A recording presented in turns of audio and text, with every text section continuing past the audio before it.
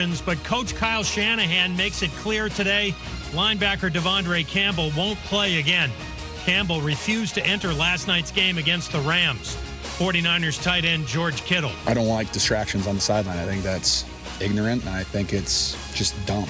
It's just stupid, and it's very immature, and I don't see how I just don't see how you can do something like that to your team. George Kittle. Jaguars tight end Evan Engram will miss the rest of the season. He'll have surgery for a torn labrum in his left shoulder. He got hurt during Sunday's win over the Titans. 2 baseball trades today. ESPN's Jeff Passan reports the Cubs get outfielder Kyle Tucker in a deal with the Astros, and the Yankees get right-handed closer Devin Williams in a trade with the Brewers. Both Tucker and Williams could be free agents after the 2025 season. 40-year-old Lindsey Vonn will return to the World Cup circuit next weekend in Switzerland. She'll compete in 2 events, her first World Cup racing in almost 6 years.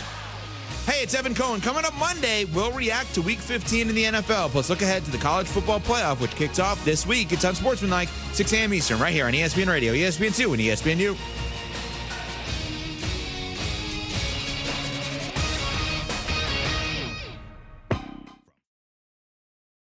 I'm very important. After further review. Say one more time. After further review with Matt Moscona. And here we go. Live from the Mercedes-Benz of Baton Rouge studio. Let's ride! Go!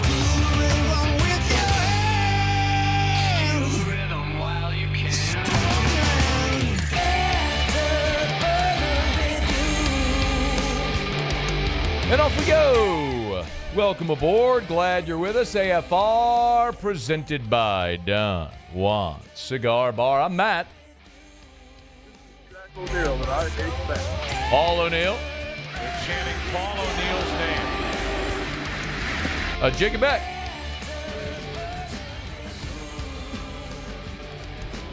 And Mr. Toby Tomplay.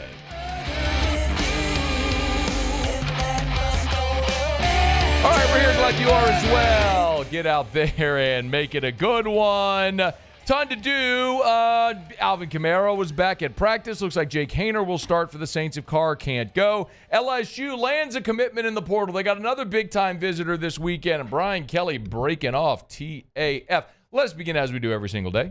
It's time to pop the top on another edition of AFR with Bud Light. Drink easy.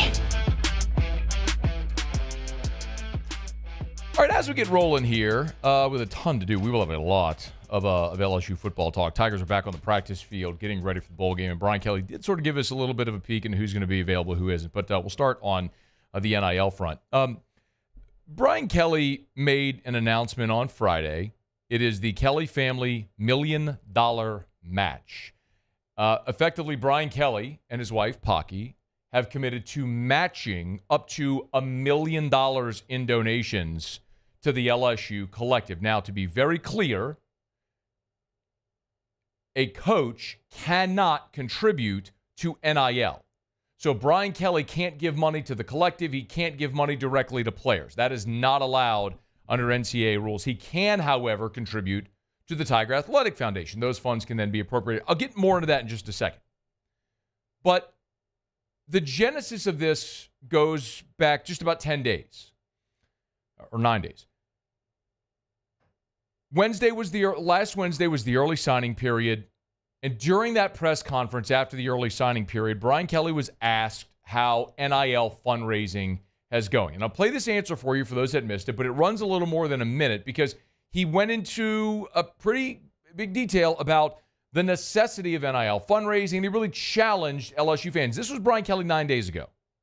It started as, and I don't think LSU's different. I think LSU probably was similar to most, not all, but most. I don't want to give to NIL. I don't want to pay players. I don't want my money to go to a player. I want it to go to something different. So I think early on it was education, right? It was educating the donors about what the landscape was of college football and making them understand what a collective was and making them understand what recruiting is, like I've just laid out to you, that we're going to recruit, we're going to put in the time, we're going to get the right young men that want to graduate, that want to play for championships, but we also have to be able to provide them with the NIL resources through our collective. So they actually come here because other schools are going to do the same. So if you want to be in the big poker game, this is what the ante is. I think we've gotten through to that. Now, we still have donors that say, I'm not giving to that.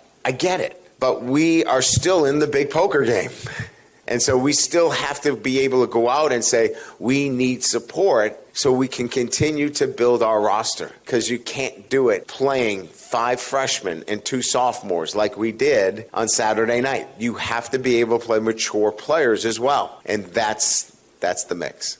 So when Brian Kelly was asked about pivoting, and it was sort of a semantic argument, it's clear that's what they've done. You can't play, what he said, 5 freshmen and a sophomore, which they did on defense in that final game against Oklahoma. You can't do that consistently and win at the highest level. So the idea of building through the high school ranks and supplementing in the portal, you need to find a balance. I'm not saying you need to go the other way and sign 30 guys out of the portal and you're turning over your roster every year. You have to find the balance, and that's where he is right now. But in order to do that, you have to have the funds in NIL to bring in those players during this time. And I'll give a hat tip to Brian Kelly because he found a creative way to put his money where his mouth is to encourage donors.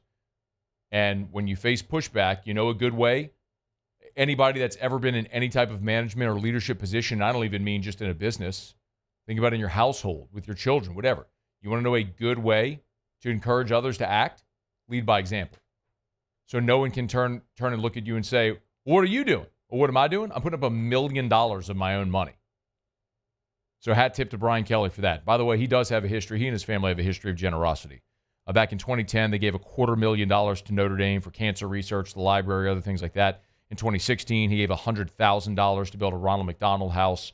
In 2020, just 2 years ago here, he gave $1 million for the athletic training facility, which is they've opened now on the back of football operations. It was one of the things that was his baby, his brainchild when he took this job, and he gave $1 million toward that. And now for the second time, he's made a 7-figure donation. It's the largest donation from a sitting coach in LSU history. He's done it twice. So you can't, listen, you can say whatever you want. You don't have to be thrilled about the way the season ended, and I don't blame you. That 8-4 didn't meet anybody's expectations, the least of which is Brian Kelly's. But nobody can argue, hey, man, he's not committed. Hell yeah, he is. And he's showing you in every way you can show it. So Brian Kelly asked donors on signing day effectively to step up. Now he's done the same thing. So the why and how, remember, as I started, coaches can't give to NIL. So he can't write a check to the collective or to players or anything like that. So this $1 million, and as I understand it, they've already had strong interest from high-level donors about matching Brian Kelly. So I wouldn't be surprised if we find out in short order that they're going to sail past $1 million with Brian Kelly's match and go into multiple millions, which would be incredible if it happens that way. So we'll see. We'll follow this coming days and weeks to see what the response is. But Brian Kelly's given $1 million or pledged to match $1 million to the Tiger Athletic Foundation. Now remember, TAF is a 501c3, so a nice end-of-year write-off for Brian Kelly as well. But TAF can then appropriate those funds for anything within the athletic department, if it's facilities or coaches' salaries or whatever it may be, or rev share. So again, creative way maybe to appropriate those funds how you need to. But the other thing is Bayou Traditions, the healthier it is. Let me not say that. The more money Bayou Traditions has in the bank, liquid cash right now, they can turn around and spend right now to front load contracts. I shared with you Garrett Nussmeier, right?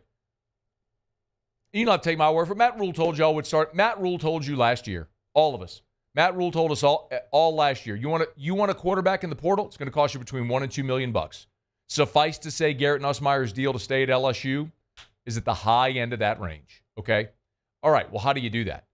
Do you call it $2 million out of your revenue share? Well, here's a good way to do it.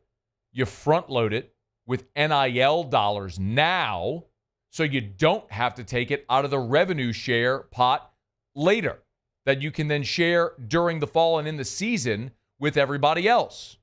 Well, you got to have the funds right now. You have to have the funds in the coffers. So you get that money now. It lets you front load these deals to make you to benefit you come fall semester, come fall. So yes, a push now before revenue share goes into effect is pretty important, especially now when you're trying to sign all these transfers. But y'all, LSU, the collective is as healthy as it has been. I mean, literally since it started. Today was better than yesterday. Yesterday was better than the day before, and it's going to continue to get better, certainly than it was when NIL started back in July of 2021. And y'all don't need the history lesson on it, but LSU struggled early in the NIL space. That's no secret.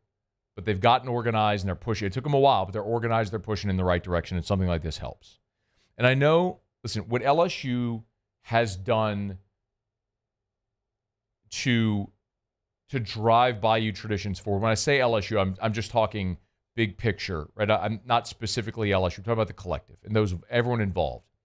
They've been able to engage the $50,000, $100,000, $200,000 donor.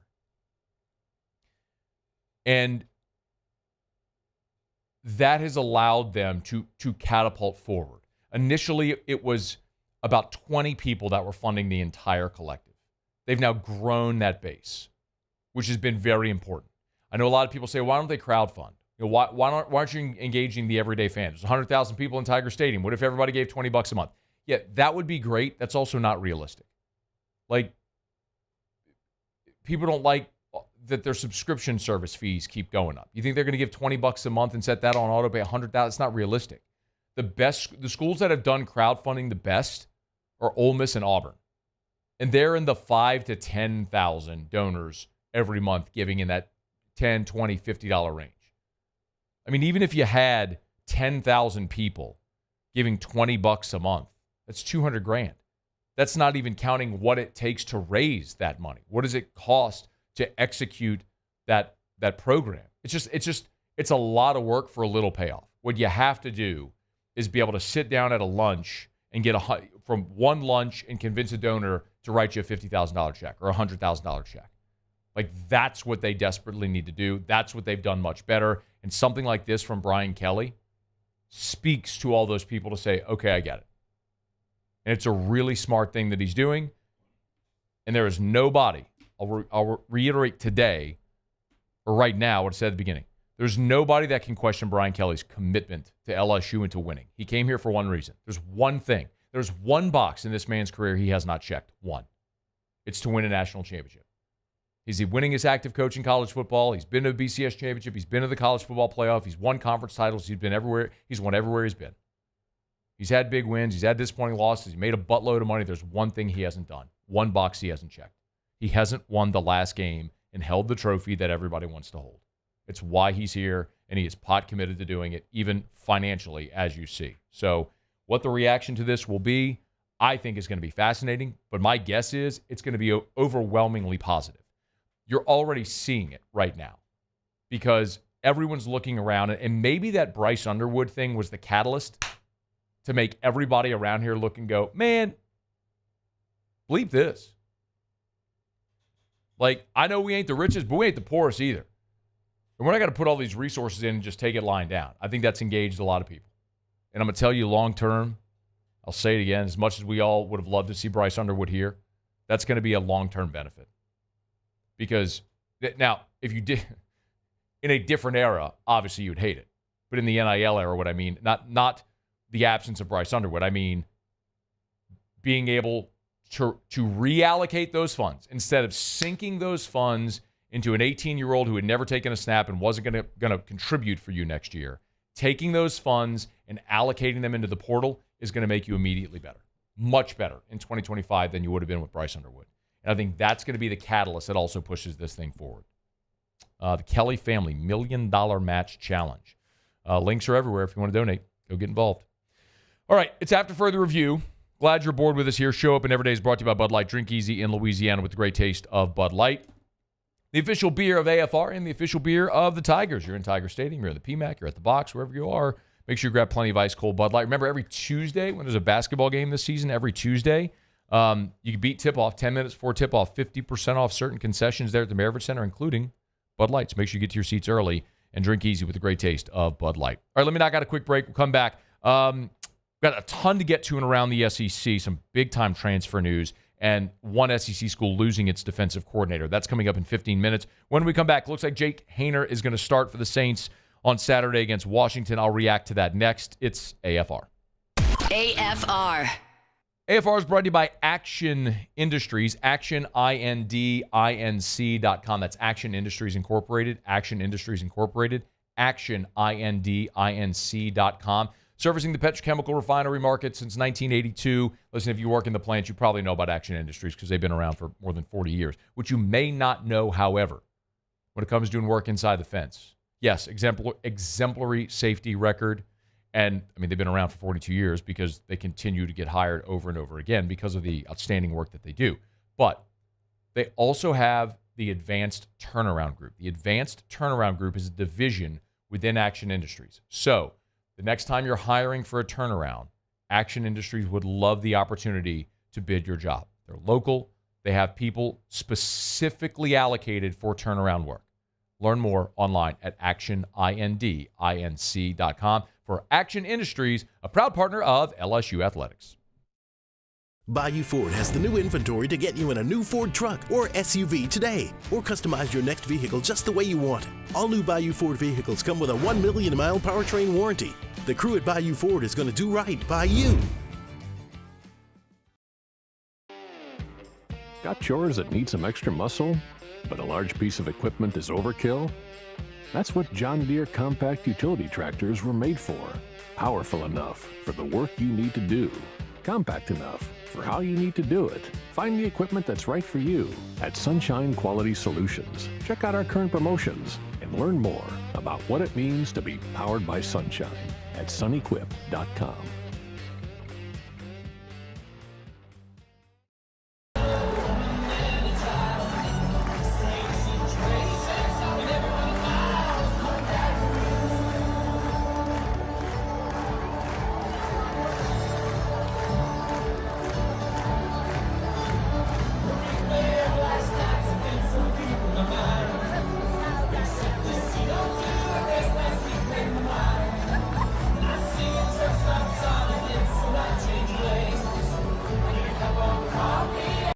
Gulf Coast Office Products is a nationally recognized Savin office equipment dealer based right here in Louisiana. Over 100 employees strong, Gulf Coast has the boots on the ground to support all vertical markets from education, engineering, legal, and finance. With the latest in office technology from desktop to production segment units, Gulf Coast and Savin have the perfect fit for you.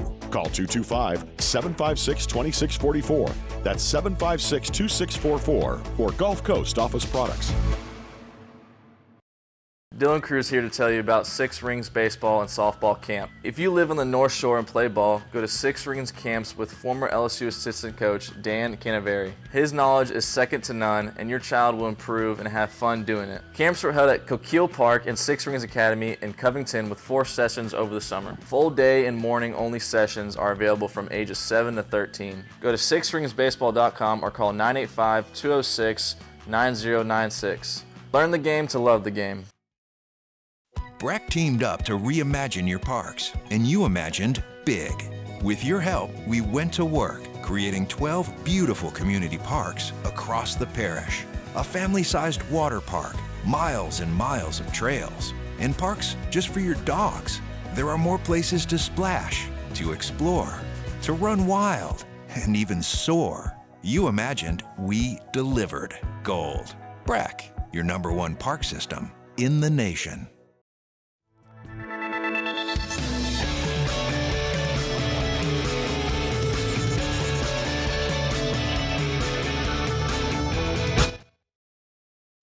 After further review with Matt Moscona, presented by Don Juan Cigar Bar.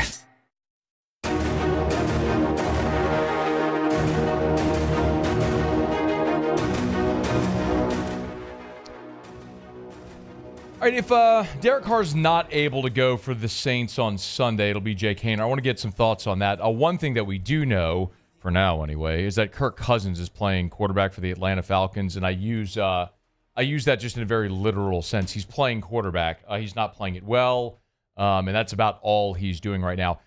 Kirk Cousins actually is not only playing the worst quarterback stretch of his entire NFL career, he's playing arguably the worst stretch of quarterback for any quarterback in the NFL since 2005, in nearly 20 years.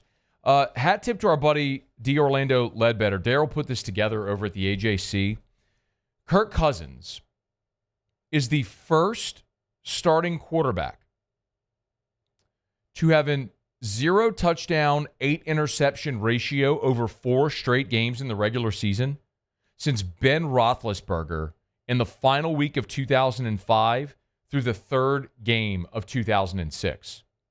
Over the last 4 games, Kirk Cousins, since the win against Dallas, they beat Dallas 27-21 back on November 3rd.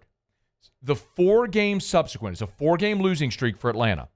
Cousins has thrown no touchdowns and 8 interceptions. Again, that hasn't happened for a starting quarterback over 4 games since Ben Roethlisberger 18 years ago. Now, it is worth noting, the last game of the 05 season to the first 3 regular season games of 06, the in-between is the Steelers won the Super Bowl. Of course, Roethlisberger was a young quarterback in 05. They won the Super Bowl. Then he was bad there at the start of 06, and then he went on an historic run. But a young Ben Roethlisberger versus a veteran Kirk Cousins, who was brought into Atlanta, guaranteed $100 million, and expected to lead them to the postseason, they are falling apart. The very challenging thing as a Saints fan to look at this is when we were looking mathematically at New Orleans, looking up at Atlanta and 3 games behind them in the standings, you needed the Saints effectively to win out, and you needed Atlanta to faceplant. Well, you've gotten the Atlanta faceplant. Atlanta's now 6-7. You're 5-8. So, and yes, they have a tiebreaker over you, so technically you're 2 games behind Atlanta with 4 to play. But Atlanta's very much within striking distance. The problem is now Tampa. You still have a game against Tampa at the end of the regular season, but they are 2 games ahead of you in the loss column right now. So you look at it and you go, my goodness, you blew the game at home against the Rams, and quite honestly, you just waited way too long to fire Dennis Allen. Otherwise, as bad as the Saints have been at times, as challenging as it has been with some of the injuries, you would still be right there in the mix for the division to win what is still a very bad division. Make no mistake, it's still a very bad division. In large part because Kirk Cousins is playing the worst stretch of football of his career. You got the break you needed, but you grabbing the throat against the Rams at home probably cost you. That and allowing yourself to go through a 7-game losing streak because Mickey Loomis was gaslighting us all into believing that it wasn't actually Dennis Allen. Lo and behold, now with your interim head coach, you've turned it around, won 3 of 4.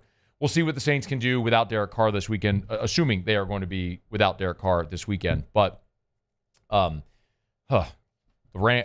Falcons, for whatever it's worth, continue to struggle, and the Falcons this week are at the Raiders. I mean, if Kirk Cousins can't get going against the Raiders, it might be time to see Michael Penix. Like, we all are assuming whenever they drafted Michael Penix that this was going to happen, either at the end of this year or the start of next year, and they'll make the decision what to do with Cousins, financially, contractually, whatever. Do you bench him? Do you trade him? Do you cut him?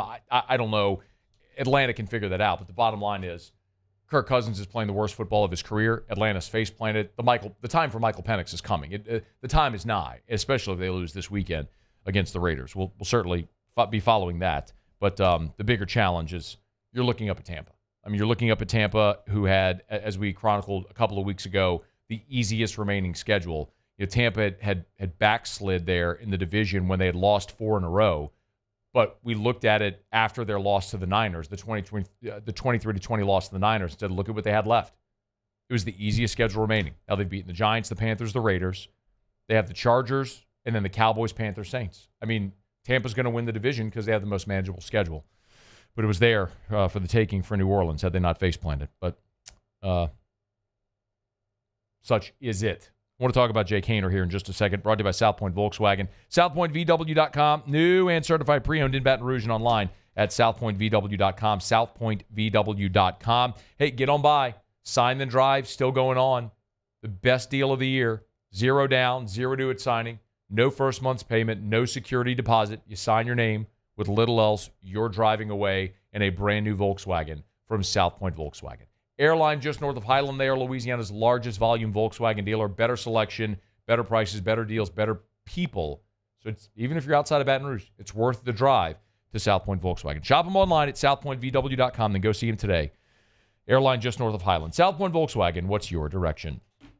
So all the reports are that the New Orleans Saints will start Jake Haener against the Commanders on Sunday if Derek Carr is unable to go.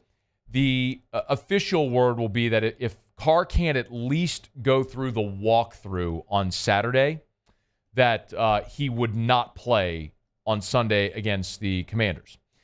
We'll wait and see what happens with that, but I think all assumptions are that Derek Carr is not going to be able to play. So officially on the Friday injury report, Derek Carr is listed as officially doubtful. DeMarco Jackson, Bub means out. Tano Passanio, questionable. He could make his season debut. The good news, Alvin Kamara, Juwan Johnson, both full participants in Friday's practice. So Kamara with the illness, Juwan Johnson with the foot injury, who did not practice on Thursday. Was limited on Thursday. Juwan Johnson was, but full on Friday. So that's good news. But again, we'll wait and see on Carr. Again, doubtful, but they want to see if he can go through a walkthrough on Saturday before making the final call on Sunday. But it's very likely that it's going to be Jake Haener. And I don't love the decision. And this isn't necessarily a knock on Jake Haener or some tremendous praise for Spencer Rattler. I just think it's more a matter of if you're playing for the now or the future, what you feel like you're playing for. And the Saints clearly still very much feel like they're playing for the now. While their odds of making the playoffs are less than 1%, as long as you still have a percent chance, the Saints are going for it. So they're going to play whoever they feel gives them the best chance. And they watched Spencer Rattler start 3 games, and it didn't go great. And I don't believe Jake Haener is much better an option. But that's my opinion. We just haven't seen it. Jake Haener has never started a game in the NFL. Jake Haener has played in 7 games this season, all in a backup role. He's attempted 29 passes. He's 14 of 29 for $177, a touchdown, no picks. His QBR is 42, and his quarterback rating is 79. Like, it ain't been good, but we also haven't seen him go through a week preparing as a starter and then having the opportunity to start a game. I presume we will see that on Sunday. And unlike Spencer Rattler, who the 3 games he started was all with a makeshift offense, a mishmash offensive line in front of him without his best weapons, at least Jake Haener is going to have the starting offensive line in a whole in front of him on Sunday, provided he is the starter. And you'll have Kamara, and you'll have Kendre Miller, and you'll have Foster Moreau, and you'll have Juwan Johnson. You're not going to have Olave or Shaheed, but that's been notable throughout the course of the season, and you're not going to have, obviously not going to have Taysom Hill either. But most significantly is he will have the starting offensive line in front of him. I just don't expect anything better. But I also don't know, which is probably what the Saints are looking at here. It's probably one of those situations where they know what they have in Spencer Rattler, which is a rookie quarterback who's not ready to go win you games in the NFL. Not to say he never will be, but just right now he's not. You can't definitively say that about Haener because we haven't seen Haener do it. It's like they're trying to catch lightning in a bottle to say, we know Rattler can't. I don't think Haener can, but until we find out, we don't know, so let's find out. Maybe you catch lightning in a bottle. The best example would be Tommy Cutlets from a year ago. We saw it with Tommy DeVito a year ago. Tommy DeVito ripped off 3 straight wins as the Giants starting quarterback. Now, he stinks. He stinks. He's not a starting quarterback in the NFL. He'll never start again unless if it's in a situation like this. The starter gets hurt, he has to go in. But he's a career backup for as long as he might play in the NFL. But last year, the Giants went and won 3 in a row, and 4 of their final 6 with Tommy Cutlets as the starting quarterback in place of an injured Daniel Jones. But very clearly, Tommy Cutlets isn't any good. I don't know why I keep saying Tommy Cutlets. I just like saying Tommy Cutlets, to be very honest. That's why I keep doing it. But you all understand the point. So I don't think Jake Haener's any good. I don't think Jake Haener's going to wow us and become some perennial starter in the NFL and get a 9-figure deal somewhere down the line. We're all going to say, well, it started in that December game in the Dome when the Saints took on JD5 and the Washington Commanders. I don't believe that's going to happen. Because you go out on Sunday behind a good offensive line, Kamara, Kendre Miller, maybe play some really good defense against the Commanders, which as much as the Saints have struggled to stop running quarterbacks, I don't truly in my heart of heart believe that's going to happen.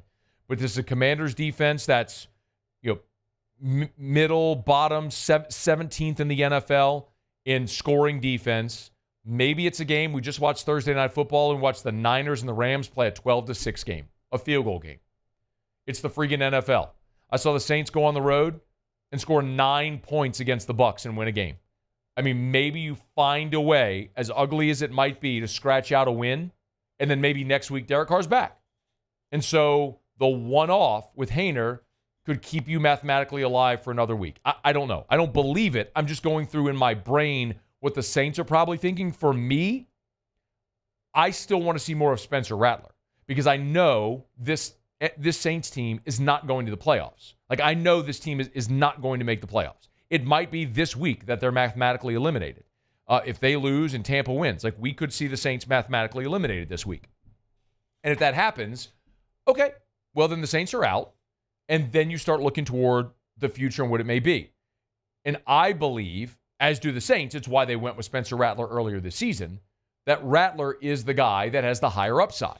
So if Rattler's the guy with the higher upside, then you need to keep getting him more reps. You need to keep throwing him in the deep end to see if he figures it out the way that we've seen Bryce Young do that in Carolina. Again, I don't think Bryce Young in Carolina is by any stretch awesome, but what you've seen with Bryce Young here over the last month is a guy that looks like a competent starter and might actually end up being a good starter. Whereas through the first month of this season, as we approach the trade deadline, there was a very real conversation about whether or not the Carolina Panthers should trade Bryce Young and move on midway through his second year. It was that bad. So sometimes it just takes guys longer to develop. I don't know that we can make that declaration about Spencer Rattler. But what we can make a declaration about is you're not winning games because of Spencer Rattler right now. Maybe you could with Jake Haener, which is probably what the Saints are thinking. Still, I would rather not waste the opportunity to get reps for the guy with the higher upside to continue to evaluate him. But I don't make those decisions. And Darren Rizzi's trying to win this job. And if he keeps winning, every week he wins, he steps closer to becoming the full-time head coach of the New Orleans Saints and having the interim tag dropped. Maybe Jake Haener is a better option for him to get closer to that this week. So, Saints Commanders, Sunday. If Carr can't go, and it looks like he won't, but if Carr can't go, it'll be Haener instead of Spencer Rattler. All right, it's After Further Review. We're glad you're with us here. Stick around. We'll knock out a quick break. We'll go around the SEC. It's AFR. AFR. We're brought to you by Duplessis Builders. My guy Derek Duplessis over there, man, he does beautiful work. You know, we're moving here toward the Christmas season, the holiday season. Maybe that's the gift you want to give your family, is to build that pool finally. Maybe to build the outdoor kitchen. Maybe you bought a home with a pool and it needs to be renovated, just updated. Duplessis Builders does that as well. And maybe the thing that I like most telling you about with Duplessis Builders is their commitment and quality to doing exceptional work. They don't cut corners. You know, there are companies that will rush through a build-out, but that's how you end up having issues. Do you want to know why the industry standard is a 1-year workmanship warranty? Because a lot of builders speed through their build-out. They rush the process. At Duplessis Builders, Derek's very upfront. They're not going to rush. Like, it takes 2 weeks for concrete to cure. They're not going to start with tiling and coping until 2 weeks after they spray the concrete. So it's going to take longer, but it's why you're going to get an exceptional product with a 10-year workmanship warranty. It's DuplessisBuilders.net. DuplessisBuilders.net. Breck teamed up to reimagine your parks, and you imagined big. With your help, we went to work creating 12 beautiful community parks across the parish. A family-sized water park, miles and miles of trails, and parks just for your dogs. There are more places to splash, to explore, to run wild, and even soar. You imagined, we delivered. Gold. Breck, your #1 park system in the nation. I've been doing business with Luba for 25 years. They're dependable, trustworthy. It's just the attention to detail with our clients. Our folks have years and years of experience. They're highly trained professionals, but many companies have that asset. What I'd like to think makes Luba a bit different is that we use those talents in a way that truly is dedicated to serving the needs of the folks who depend on us. It's no secret, the best oysters in Baton Rouge are at Jolie Pearl Oyster Bar. Enjoy mouth-watering South Louisiana flavor and oysters from all over the country.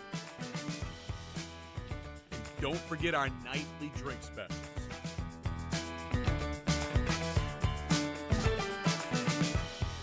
Jolie Pearl Oyster Bar, located in downtown Baton Rouge. There it is, the extra mile, on the border of expected and extraordinary, for those willing to go further, like vans customized for work or play, with safety and tech to keep you connected, supported by a 5-star sales, service, and finance team, and backed by the 1-star you know. So go the extra mile. It's never crowded, because so few have what it takes to go there. Mercedes-Benz Vans. Electricity is all around us, and our families depend on it. Every day is sparked by the power of a cold drink or a warm meal, a movie night, and a comforting light at the end of a dark hallway. From sunrise to sunset, playtime to bedtime, our team is ready to take care of your electrical needs. Even in the case of an after-hours emergency, the light in your life shines brighter with Mr. Electric. Hey, it's Matt Moscona. For years, you've heard me tell you about Insurance Network of Louisiana, helping you find better coverage for less money. But it's not just for your home and auto. They also offer commercial property. So, retail stores, professional offices like doctors, dentists, attorneys, clothing boutiques. Insurance Network of Louisiana can find you better coverage for less money. They service the entire state of Louisiana, and they're local. So call today at 293-0450 or lainsurance.net.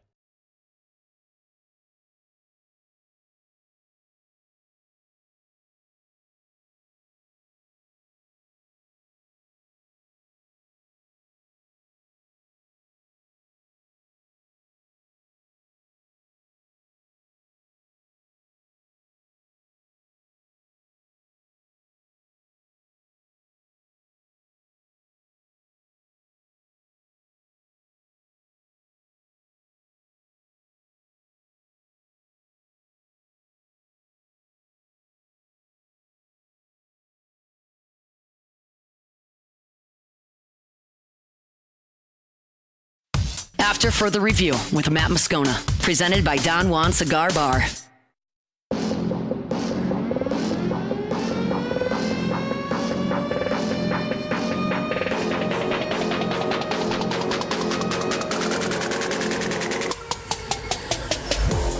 LSU got its first really good news in the transfer portal in about 20 minutes. I want to talk about it if you missed it. Bauer Sharp, the tight end from Oklahoma, has committed to LSU.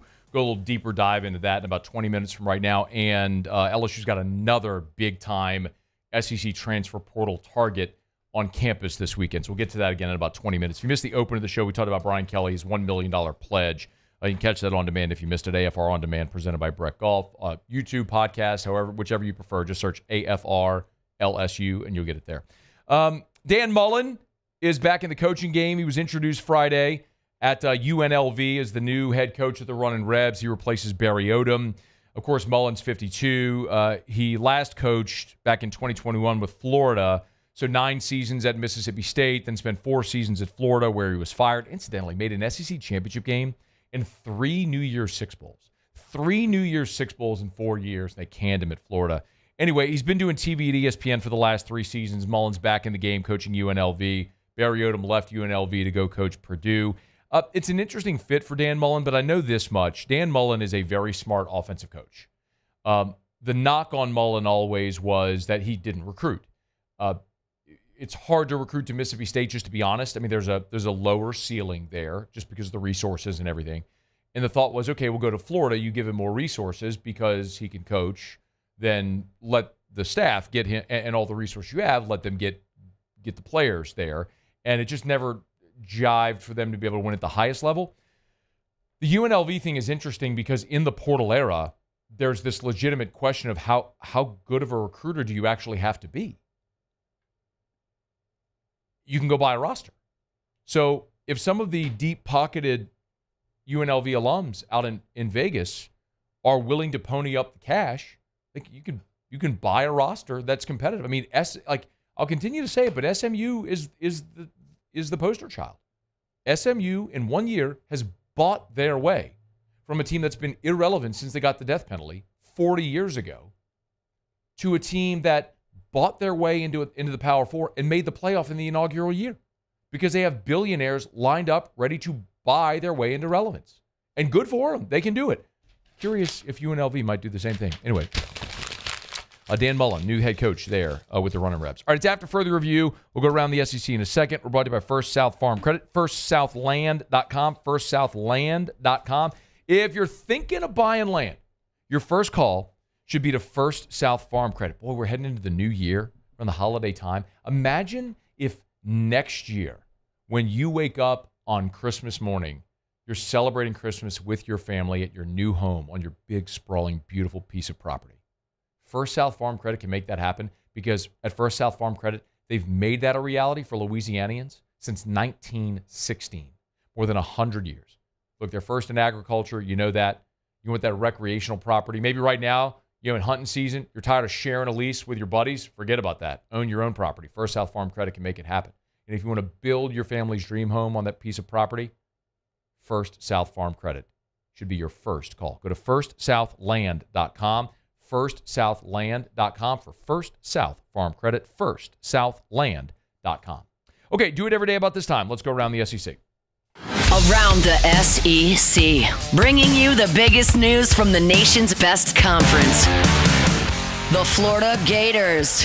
Florida co-defensive coordinator Austin Armstrong is leaving after 2 seasons. He'll be the new defensive coordinator at the University of Houston. Matt Zenitz was the first to have it. Prior to Florida, Armstrong spent 2 seasons as the DC at Southern Miss. The South Carolina Gamecocks. Gamecock defensive end and the Gursky Trophy winner Kyle Kennard is headed to the NFL. That shouldn't come as any surprise. But after transferring from Georgia Tech with 1 more year of eligibility remaining, made the most of it this year at South Carolina. 11.5 sacks, 15.5 TFLs, led the SEC. Now he's off to the NFL. The Alabama Crimson Tide. Disappointing season for the Tide, as we all know, but they're going to get a boost in the ReliaQuest Bowl. Jalen Milroe will play in the ReliaQuest Bowl, as will linebacker Jihad Campbell, who led the team in sacks, and center Parker Brailsford not only will play, Brailsford also announced he will return and eschew the NFL draft. Still waiting on draft announcements from Milroe and Campbell. Underclassmen have until January 15th to decide. Texas A&M! After entering the transfer portal earlier this month, Auburn tight end transfer Micah Riley staying in the SEC. He'll head to College Station. He was a 4-star in the 2025 cycle. Caught 40 passes for 529 yards and 6 touchdowns over his final 2 years of high school. Never really emerged statistically with the with Auburn, but now heads to the Aggies. The Ole Miss Rebels. 1 day after wrapping up his official visit to Ole Miss, Arkansas portal offensive lineman Patrick Kutas says he's staying in the conference. He'll play for Lane Kiffin and the Rebs. He's from Memphis, went to Arkansas, 2 years of eligibility remaining. He was the number 10 interior offensive lineman in the country when he came out of the state of Tennessee as a 6'5", 315-pounder. The Arkansas Razorbacks. Arkansas landed a portal addition. Oregon transfer offensive lineman Jaquan McRoy has picked the Hogs. 6'8", 360, He was a top 100 player in the class of 2024, leaving Oregon, headed to Arkansas. The Auburn Tigers. Laquan Robinson, who's the top-ranked JUCO safety in the 2024 class, is leaving Auburn after just one season. Made just one tackle in 4 games played, despite coming to Auburn, again, as the top JUCO safety in the country. He's out of the state of Alabama. The Mississippi State Bulldogs. And wide receiver Kevin Coleman is not returning to Mississippi State. He was their leading receiver in 2024. He'll hit the transfer portal. Said that his intention to enter the portal, he transferred this year from Louisville and became Mississippi State's most productive receiver. 74 catches, 932 yards, and 6 touchdowns. That means Mississippi State loses 3 of its top 4 wide receivers from last season. All right, there you have it. That is Around the SEC. Friday show is brought to you by Don Juan Cigar Bar in Town Center. Maybe you're looking for that great Christmas gift. Great options over at Don Juan.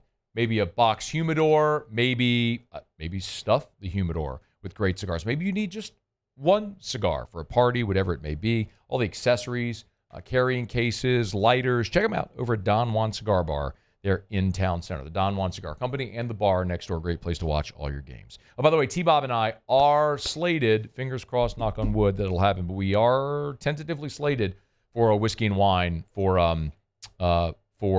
New Year's Eve when LSU and Baylor wrap up. So we will be at Don Juan New Year's Eve for whiskey and wine after LSU and Baylor. All right, it's after further review. Final break here of hour number 1. We'll come back.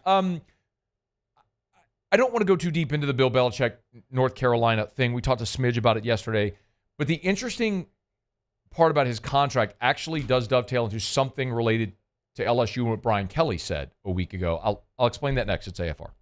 AFR. Brought to you by the Watermark Hotel and the Renaissance Hotel. Hey, the Watermark downtown is always a great spot for brunch because they have the Gregory inside of the Watermark. And they have Sunday brunch at the Gregory inside the Watermark. So if you're someone who loves brunch, maybe you have family coming in town, or you just like to maybe go to church and then hit a brunch spot afterwards. If you've never gone to brunch at the Watermark, do it this weekend.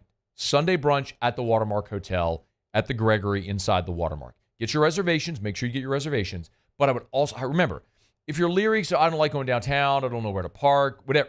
Remember, if you're eating at the Gregory, it's complimentary valet parking at the Watermark. So you pull right up and the valets will take your car and it's totally free of charge. So you walk in and you enjoy an exquisite brunch. They're open air restaurant right there in the lobby. I shouldn't say open air, but it's open in the lobby. You're not outside. But anyway, it's Sunday brunch at the Gregory inside of the Watermark Hotel in downtown Baton Rouge. Bayou Chrysler Dodge Jeep Ram can get you in a new 2025 Ram 1500 truck with $15,000 off MSRP. $15,000 off the newly designed Ram 1500 truck. All new Bayou Automotive vehicles come with a complimentary 7-year powertrain warranty. The crew at Bayou Automotive is going to do right by you.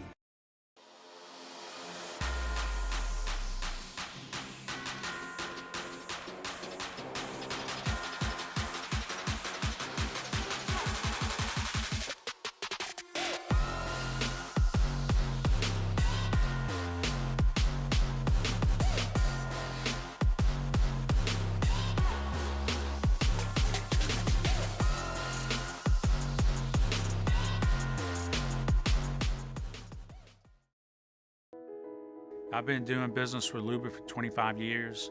They're dependable, trustworthy. It's just the attention to detail with our clients. Our folks have years and years of experience. They're highly trained professionals. But many companies have that asset. What I'd like to think makes Luba a bit different is that we use those talents in a way that truly is dedicated to serving the needs of the folks who depend on us.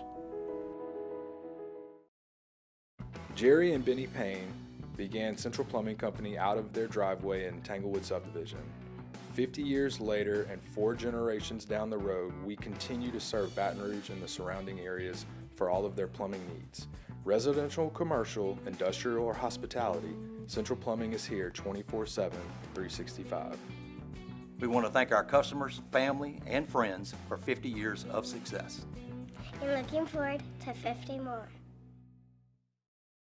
Gulf Coast Office Products is a nationally recognized Savin office equipment dealer based right here in Louisiana. Over 100 employees strong, Gulf Coast has the boots on the ground to support all vertical markets, from education, engineering, legal, and finance. With the latest in office technology, from desktop to production segment units, Gulf Coast and Savin have the perfect fit for you. Call 225-756-2644. That's 756-2644 for Gulf Coast Office Products.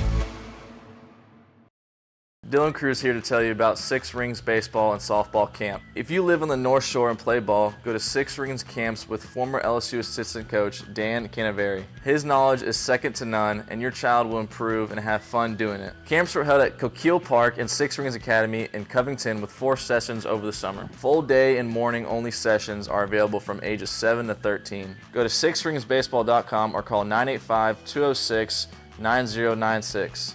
Learn the game to love the game.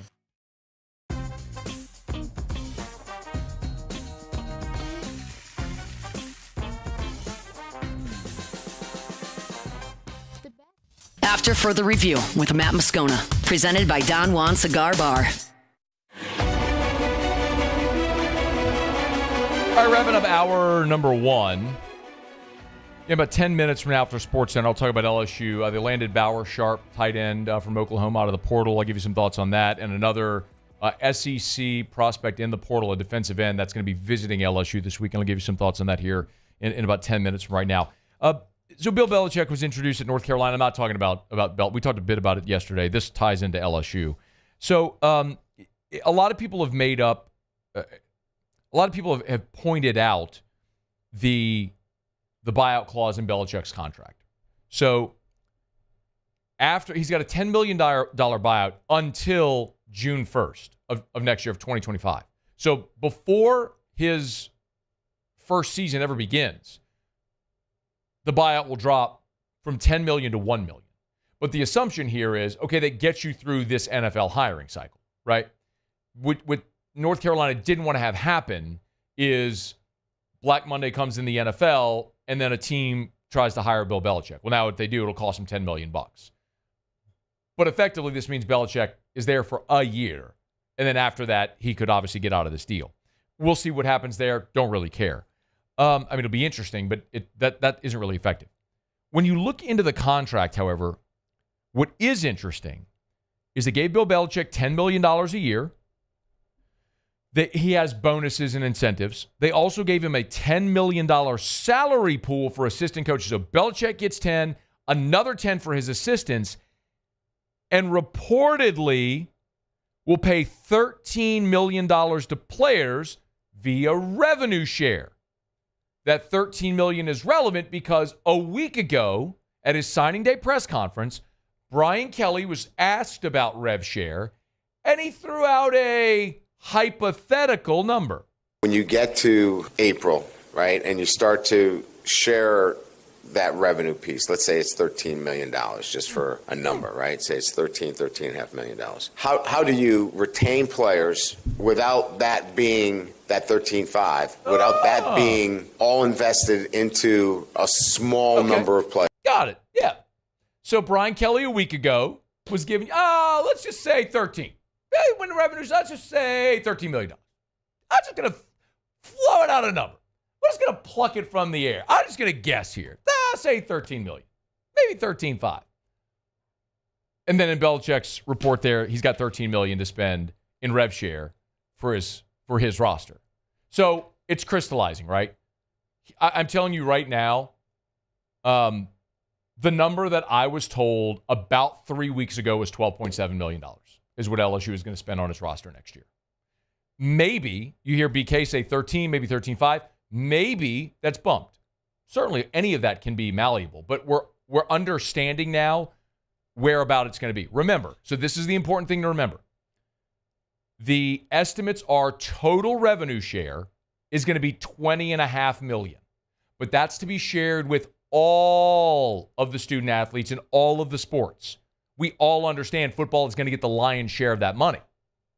So of the 20.5, let's now assume 13.5 is going to go to LSU football. So then the other $7 million about is going to be divided up among basketball and women's basketball and baseball and softball and gymnastics and every other sport. How they slice that pie, we'll start to get a little clearer picture. But I believe at this point we can all safely assume it's going to be about 13 of the 20 million that LSU has allocated for revenue share. About 13 million is going to be allocated for football. So 13 million revenue share. The key is between now and when rev share starts, you go ham with your NIL funds. That's why they're pushing so hard. That's why the Brian Kelly $1 million match right now, and they're pushing for it to be as cash rich as they can, liquid right now, so they can front load deals to load up this contract and load up this roster before revenue share starts. They got Bauer Sharp today. We'll talk about him coming up right after SportsCenter. AFR. Y'all, we are inching closer to Christmas Eve. Remember, Supper Club, they're open on Christmas Eve. A lot of people like to go out to dinner on Christmas Eve. Maybe you go to Mass on Christmas Eve, and then you go to dinner, whatever the case may be. Maybe you just don't like to cook and have a big mess at the house the night before Christmas. Maybe you got family coming in, too many people, just easier to go out. Supper Club. Y'all get your reservations at Supper Club for Christmas Eve and have that Christmas Eve experience unlike any other at Supper Club. SupperClubBTR.com. That's the website to get your reservations. SupperClubBTR.com. Not too late. Remember, you can always reserve the private room. You can seat about a dozen or so. They can actually manipulate the room to fit a few more if you need it. And you can rent out the entire building for a party if you need to. But whatever you do, if you want an experience this Christmas and holiday season, unlike any other, you want Supper Club. It's SupperClubBTR.com for your reservations. Open seating at the bar. But remember, online, SupperClubBTR.com. Bayou Ford has the new inventory to get you in a new Ford truck or SUV today, or customize your next vehicle just the way you want it. All new Bayou Ford vehicles come with a 1 million mile powertrain warranty. The crew at Bayou Ford is going to do right by you. Gulf Coast Bank and Trust is giving our customers the power to bank anywhere, anytime during this challenging event. And we're right there with you. Our mobile banking app is a smart way to manage your money and time. Gulf Coast Bank and Trust, the bank that cares about you.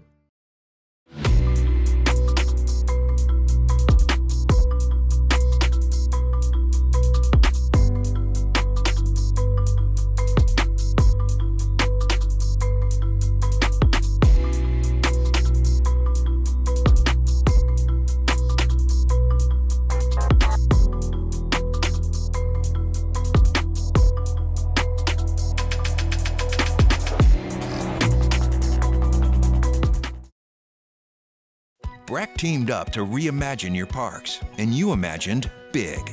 With your help, we went to work, creating 12 beautiful community parks across the parish. A family-sized water park, miles and miles of trails, and parks just for your dogs. There are more places to splash, to explore, to run wild, and even soar. You imagined, we delivered. Gold. Breck, your #1 park system in the nation.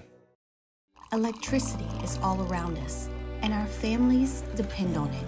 Every day is sparked by the power of a cold drink or a warm meal, a movie night, and a comforting light at the end of a dark hallway. From sunrise to sunset, playtime to bedtime, our team is ready to take care of your electrical needs. Even in the case of an after-hours emergency, the light in your life shines brighter with Mr. Electric. Hey, it's Matt Moscona. For years, you've heard me tell you about Insurance Network of Louisiana, helping you find better coverage for less money. But it's not just for your home and auto. They also offer commercial property. So, retail stores, professional offices like doctors, dentists, attorneys, clothing boutiques. Insurance Network of Louisiana can find you better coverage for less money. They service the entire state of Louisiana, and they're local. So call today at 293-0450 or lainsurance.net. I've been doing business with Luba for 25 years. They're dependable, trustworthy. It's just the attention to detail with our clients. Our folks have years and years of experience. They're highly trained professionals. But many companies have that asset.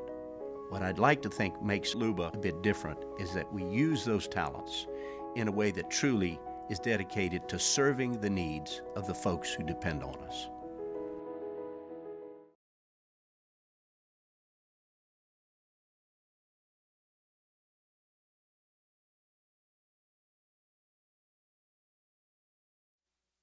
This is SportsCenter. I'm Doug Brown. 49ers linebacker Devondre Campbell refused to enter last night's game against the Rams and eventually went to the locker room in the fourth quarter.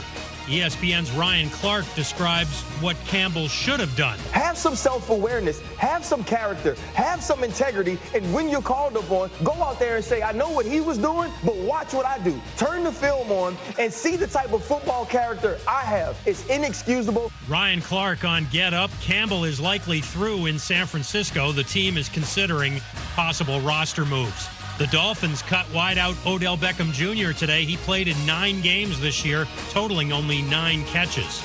Commanders corner Marshawn Lattimore will make his debut with the team Sunday against the Saints, the team that traded him to Washington in early November. Lattimore's been out with a sore hamstring.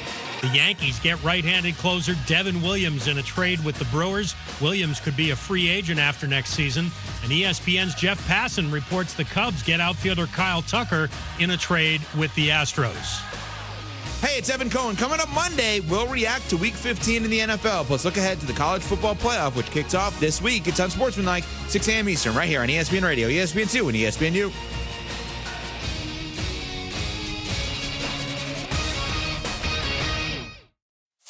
Matt Moscona. I'm very important. After further review. Say it one more time. After further review with Matt Moscona. And here we go.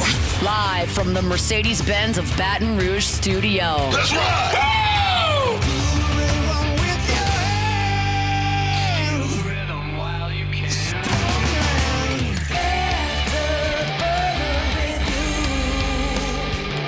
Hour 2, off we go. Welcome aboard. Glad you're with us. It's AFR, presented by Don Juan Cigar Bar. I'm Matt.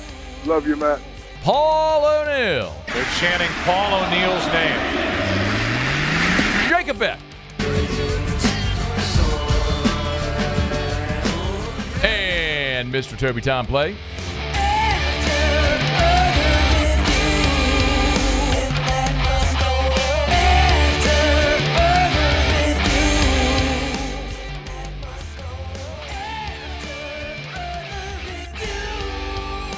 All right, we're here. Glad you are as well. Get out there and make it a good one. We'll visit with Ross Jackson in 1 hour from right now. Of course, you can read all of Ross Jackson's stuff over at LouisianaSports.net. Everything always 100% free.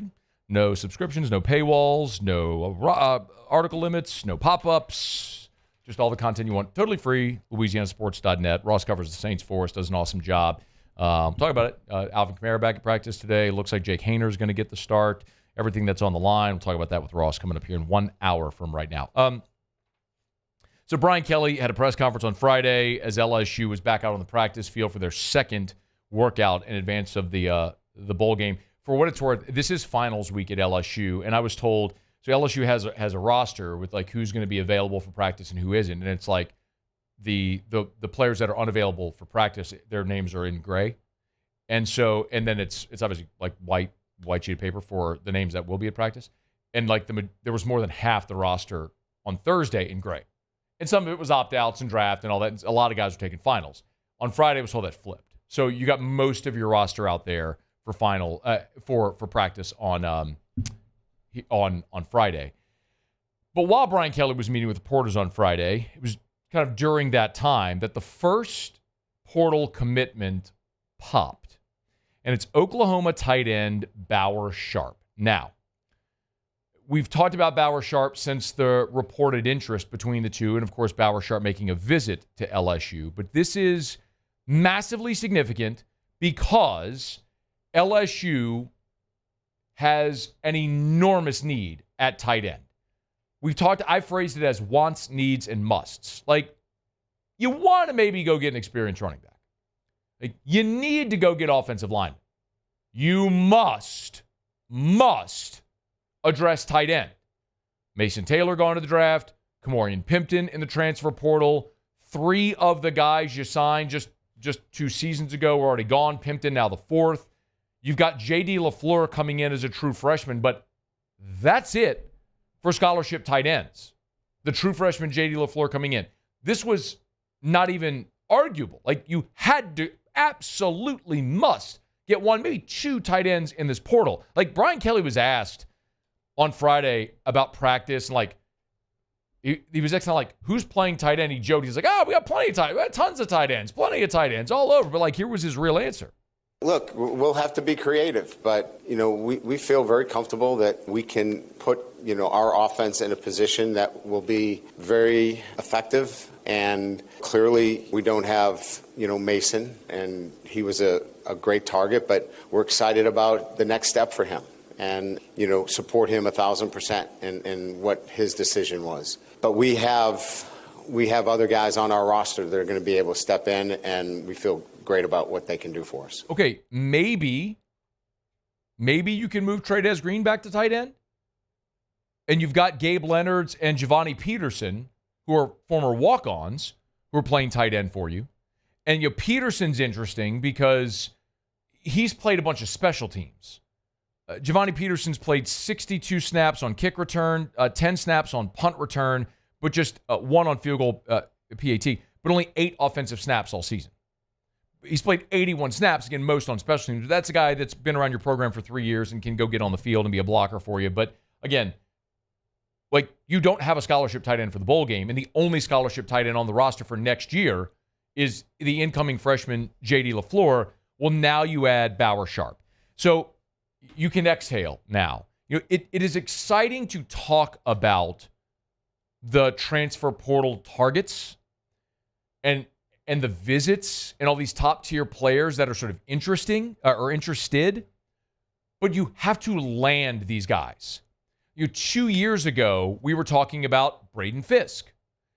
Braden Fisk was this guy out of Western Michigan. He was the interior defensive lineman that everybody wanted, and LSU was a finalist for him. And, boy, the Tigers needed defensive tackle help, and sure, Braden Fisk is going to pick you. He went to Florida State and was awesome, by the way. Last year, man, you needed defensive tackle help. In the spring portal window, Dominic Williams from TCU, big defensive tackle target. Everybody wanted him. We all know what happened. He ended up at Oklahoma. Simeon Barrow ended up at Miami. Like, it's great to get the visits and to have the interest and to be on the list. You got to land the guys. And until you do, it's all speculation. Well, now you have. And you didn't just land a commitment. The paperwork's in. So Brian Kelly was able to talk openly about Bauer Sharp, who, if you don't remember, Bauer Sharp was a high school quarterback from Maryland. He signed with Southeastern Louisiana. They converted him to tight end. He spent 3 years at Southeastern before going to Oklahoma this year. Here was BK on Bauer Sharp.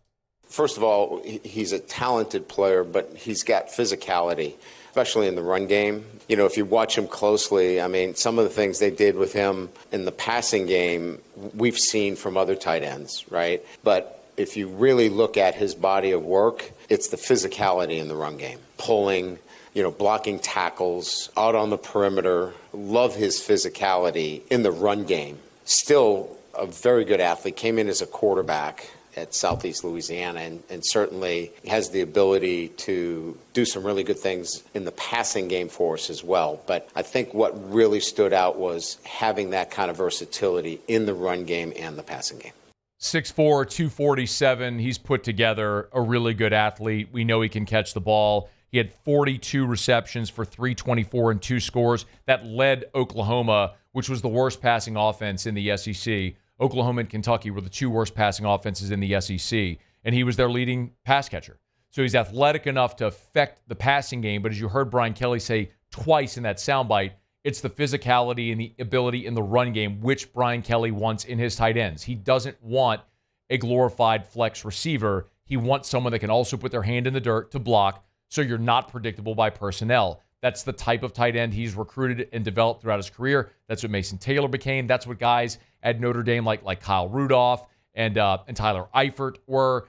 Alize Mack, who the Saints drafted, who's bounced around the NFL a bit. That's what Brian Kelly wants. And that's what you're getting here in Bauer Sharp. There's a lot else to like about the Bauer Sharp news. Familiar with Louisiana, spent 3 years at Southeastern, as we mentioned. And he's familiar with the SEC. Not only having been at Southeastern, but playing this year at Oklahoma. Look, he played a game in Tiger Stadium a few weeks ago for Oklahoma, but he played an entire year in the SEC. So it's not like you're taking a guy and asking him to go from the FCS to the SEC. You're taking a guy that swam in SEC waters this past year, and now you're asking him to do it again. And he showed he belonged at Oklahoma. Now you're going to have him do it for you where you have immediate path to the field and you feature the tight end. You know, I remember Kelly's first year, they signed 2 offensive linemen. They signed Miles Frazier and Tremont Shorts. And remember, Frazier obviously became great, 3-year starter, but Tremont Shorts was an FCS All-American. I believe East Tennessee State maybe was where Tremont Shorts came from. But the transition didn't happen, and you never really know for sure how that transition is going to work when you go up a level like that, or you go up 2 levels from FCS to then like G5 to FBS or Power 5, Power 5. So you don't have to worry about that uncertainty because you've already seen him do it in this respect. And he's a guy that's played a ton of football. 36 games played. He started 22 career games. For context, he was in the same high school class as Garrett Nussmeier. They signed in college the same year. So this guy's he's been around a long time. He's going to be a 5th-year player. You're talking about a 22-year-old, a grown dude who's coming into your program, who's played a ton of football, who can play in the SEC, who can catch, who can block. He is a complete tight end. He is plug and play. When we say plug and play, this is what it looks like. This is a starting tight end in the SEC. Boom, day one. So then you can bring up J.D. LaFleur behind him. You can use still Trey'Dez Green in a pass-catching flex-type role that you want. So that part of it is very exciting. But I still don't think you're done at tight end. Because when you look at next year, you've got Bauer Sharp now. And this is, he is signed. It's not just a commitment. Austin Thomas was in the press conference today, and Brian Kelly was asked about Bauer Sharp and said, "Can you talk about him?" And Brian Kelly looked at Austin Thomas and say, "Is it like, can I talk?" And Austin gave him a nod. So it's done. Like the paperwork's in, he's done, he's signed. So you've got Sharp, you've got J.D. LaFleur. Put an asterisk next to Trey'Dez Green, what position he plays. Same with Bo Bordelon, who this year he was an offensive lineman, but he would put on the 89 jersey and be an extra blocker as a tight end. So you could put an asterisk there. But I still think you need another one. I think you need another one. And so do you go into the JUCO ranks like you did when you got Connor Gilbreth? Do you wait till the spring portal window to see what else shakes after spring football? Maybe there's another tight end that hits the portal. You got to get one more. I mean, LSU, Brian Kelly wants 4 scholarship tight ends. Well, right now you got Sharp, J.D. LaFleur, and if you want to count Trey'Dez Green, that's 3. You got to get somebody else. So I think they'll add one more at tight end. It's just a matter of, is it basically an extra offensive lineman, just a big blocker? Is it a young player that can develop? We'll see. But this is massive. One of your musts, absolute musts, you check that box on Friday with Bauer Sharp's commitment and paperwork coming in. All right, it's After Further Review brought to you by Shaw Bills Tire and Auto Service, ShawBillsTire.com. Y'all, holidays are almost here. It's almost Christmas time. You're going to be hitting the road to go visit family. Shaw Bills. If you need tires, Shaw Bills. Name brand tires at wholesale prices, and they have great holiday deals going on right now. I mean, they always get you the best prices possible on the best tires on the road. But right now, even better with all the holiday specials. So here's what you do. Go to ShawBillsTire.com or go to their Facebook page. Go to ShawBillsTire.com and hit the promotions tab at the top of the page. They have every single special listed right there. Michelin, BF Goodrich, Bridgestone, Firestone, Toyo, Nitto, the best tires on the road at the cheapest price possible. And of course, they keep you coming back year after year after year because they treat you like family. Maybe you just need the oil change, the tires rotated, brakes are squeaking, you want to get it checked out before you hit the road, the check engine light, bring it to Shaw Bills. ShawBillsTire.com, ShawBillsTire.com. Shaw Bills, we keep you rolling. All right, so it was a really productive day for LSU in the portal. They got Bauer Sharp. They're also projected to land a starting offensive lineman, and an impact defensive lineman is visiting LSU this weekend. I want to get to that in about 15 minutes. But should the Saints sign Odell Beckham Jr.? I'll answer that question next on AFR. After Further Review. Heading into the weekend, but it doesn't matter what day of the week it is. It's always a great opportunity for me to remind you about Glow Resources. Listen, if you're a business owner, Glow Resources, their slogan, their tagline is complete employer solutions. Because at Glow Resources, they're not a temp staffing agency trying to get employees to come, apply with them. They work for you, the business owner. They work for you, the employer. So if you're the owner, the operations manager, the hiring manager, if you're the one in charge of finding the right people to make your business go as efficiently as possible, you need Glow Resources. GLO, glowresources.com, glowresources.com. They specialize in finding skilled blue-collar labor, but they also have their professional placement division. Basically, any business or office job, they can help you there as well. GLO, glowresources.com. I've been doing business with Luba for 25 years. They're dependable, trustworthy. It's just the attention to detail with our clients. Our folks have years and years of experience. They're highly trained professionals, but many companies have that asset. What I'd like to think makes Luba a bit different is that we use those talents in a way that truly is dedicated to serving the needs of the folks who depend on us.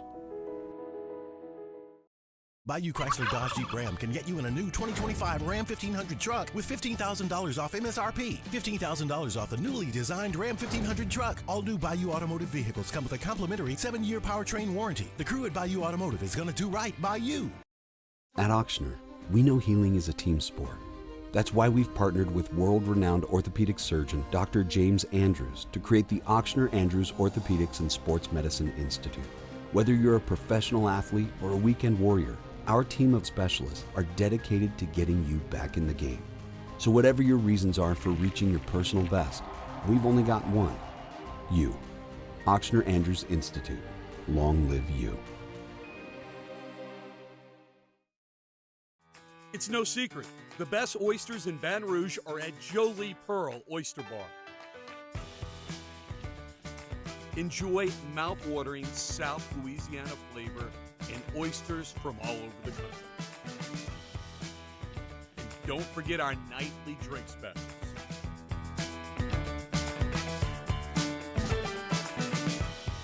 Jolie Pearl Oyster Bar, located in downtown Baton Rouge. Jerry and Benny Payne began Central Plumbing Company out of their driveway in Tanglewood Subdivision. 50 years later and 4 generations down the road, we continue to serve Baton Rouge and the surrounding areas for all of their plumbing needs.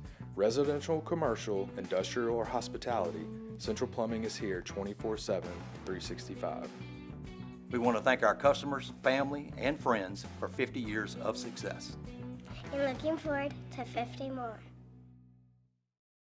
Gulf Coast Office Products is a nationally recognized Savin office equipment dealer based right here in Louisiana. Over 100 employees strong, Gulf Coast has the boots on the ground to support all vertical markets, from education, engineering, legal, and finance. With the latest in office technology, from desktop to production segment units, Gulf Coast and Savin have the perfect fit for you. Call 225-756-2644. That's 756-2644 for Gulf Coast Office Products.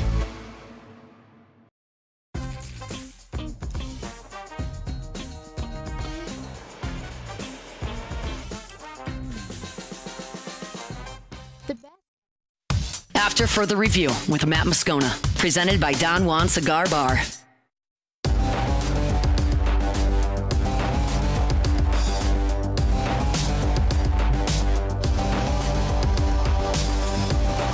I will chat with Ross Jackson of LouisianaSports.net and Locked On Saints coming up here to start hour number 3. I will, in hour 3, also get you a Saints Commanders pick. The injury report out for Saints Commanders. Marshawn Lattimore is going to play against New Orleans. Alvin Kamara returned to practice. That's the great news. Derek Carr officially doubtful for the game, but not out. So the word is if he can go through the walkthrough on Saturday, he'll have a chance to play, but he's got to go through the walkthrough. We'll see. But doubtful. It will be Jake Haener making his first career start if Carr can't go. You know, regardless of who's played quarterback for the New Orleans Saints, one gigantic question surrounding this team all year has been who is catching the football. You know, coming into this year, we looked at knowing you had your first two. I mean, this was a conversation we had all throughout the offseason and training camp. I mean, all throughout the offseason. Chris Olave, Rashid Shaheed, everybody felt good about those two. And then it was like, okay, well, who's next? And we talked about A.T. Perry maybe making a big step in year 2. and they drafted Bub Means out of Pitt. But the only free agents they went and signed were guys like Cedric Wilson and Equanimous St. Brown. It was like scraping the bottom of the barrel, and you're going, man, I guess you could get productivity in the pass game out of Kamara and Juwan Johnson and Foster Moreau. And so that's an extension. I mean, those are receptions, and it's part of your pass game. But as far as wide receiver, after your first two, I mean, this was the conversation we were having in July. Back in the draft, we were having this conversation. And we're still having that conversation. Especially because your first two guys are out. Shaheed's done for the year, and Olave's likely done for the year, and who knows what his future holds. I mean, if you looked at the Saints pass catchers this year, I'll get to that in a second. But all this to say, the Miami Dolphins waived Odell Beckham on Friday. And so he is available for any team to claim.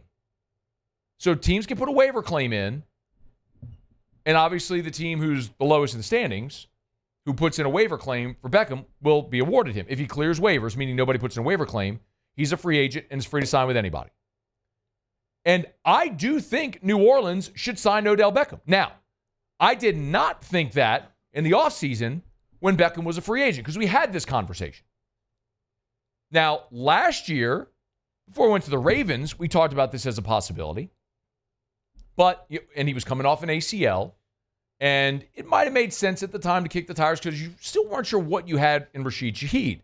But you did have Michael Thomas coming off an injury and didn't know what to expect. And it didn't make a ton of sense. Right now, I don't know that there is ever a situation where it would make more sense for the Saints to bring in Odell Beckham. Now, let me be very clear before I go a step further.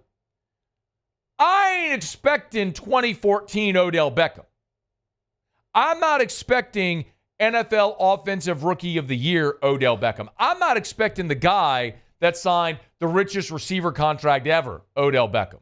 I'm not expecting the Sunday Night Football three-finger grab against Dallas, Odell Beckham. I know what 32-year-old Odell Beckham is and what he isn't. But I also know that Marquez Valdes-Scantling could barely get a target in Buffalo, was sitting on his couch. The Saints called him, and sans any better option, Marquez Valdes-Scantling right now is your leading receiver among active pass catchers for New Orleans. Among receivers, let me put it that way.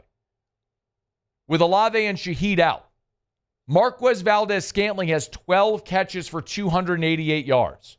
So just receivers. Olave, Shaheed, next is MVS.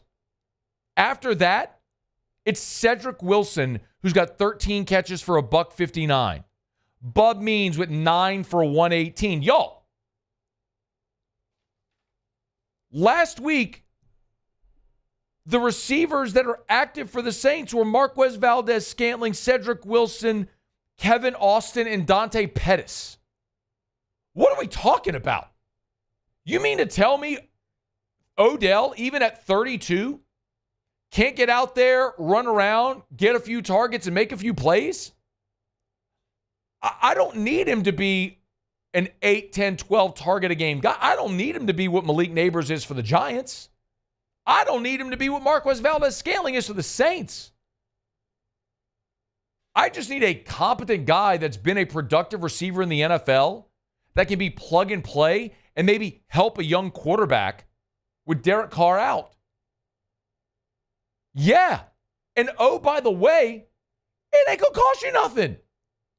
You don't have to trade for him, so you don't have to give up an asset. And you can give him a veteran minimum contract with no guarantees.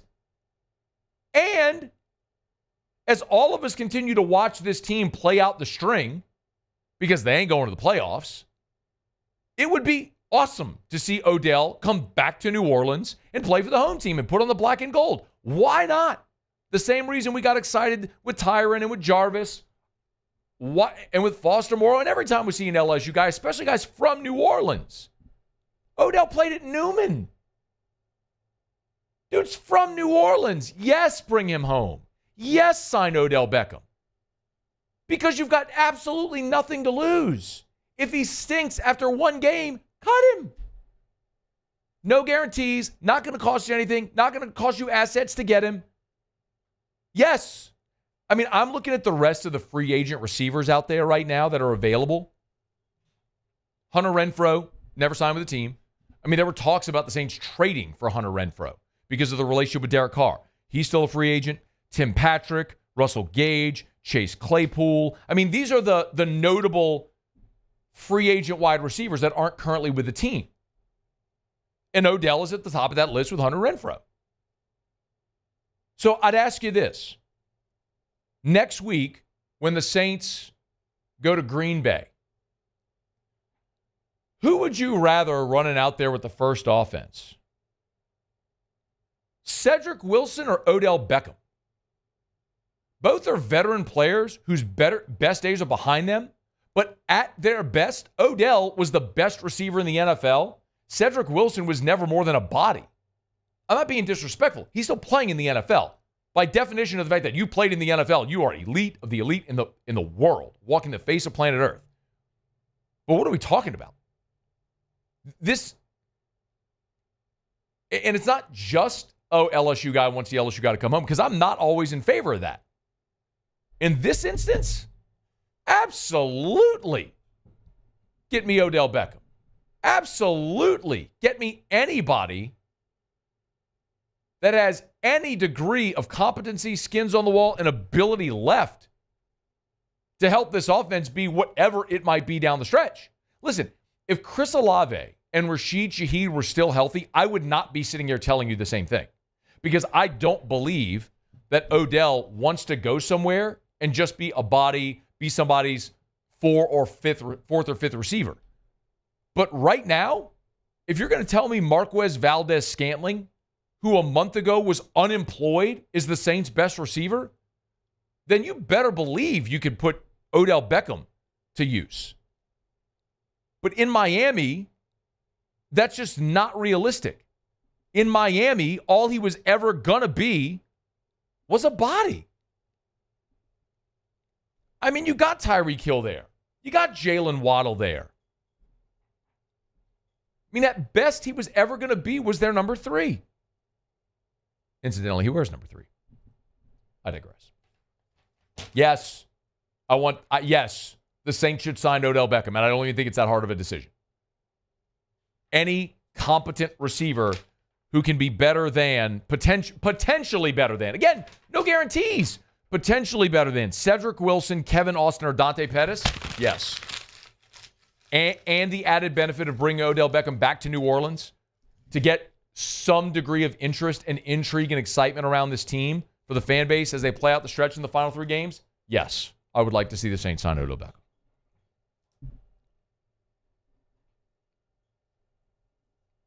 But does Odell Beckham want to sign with the Saints? That might be an even better question. If he clears waivers and is a free agent, I mean, he may go ring chase. See if a contending team might want to sign him to I don't know if he's got practice squad availability left, but that might be a more attractive offer or option. Or maybe comes and finishes it out here in his hometown. We'll see. All right, it's after further review. We're brought to you by Relief Windows and ReliefWindows.com. Energy-efficient replacement windows, beautiful entry doors, hardy plank vinyl siding. They do it all. With the temperatures getting frigid, I know this weekend it's supposed to warm up a little bit, but remember, when you walk by those drafty windows in your house, like you walk by a window and you can just feel the cool air, that's because your windows are drafty. You have leaks. They're not sealed properly. With Relief Windows, their custom windows are custom made for your home. They measure twice to install once. They're sealed properly, installed expertly by their expert install team. Like, they have measure techs and an install team. It's not the same guy doing both. There are people who what they do is they measure. They are measure technicians. That is their job, to make sure it is a perfect measurement so the window that's custom made for your home fits exactly.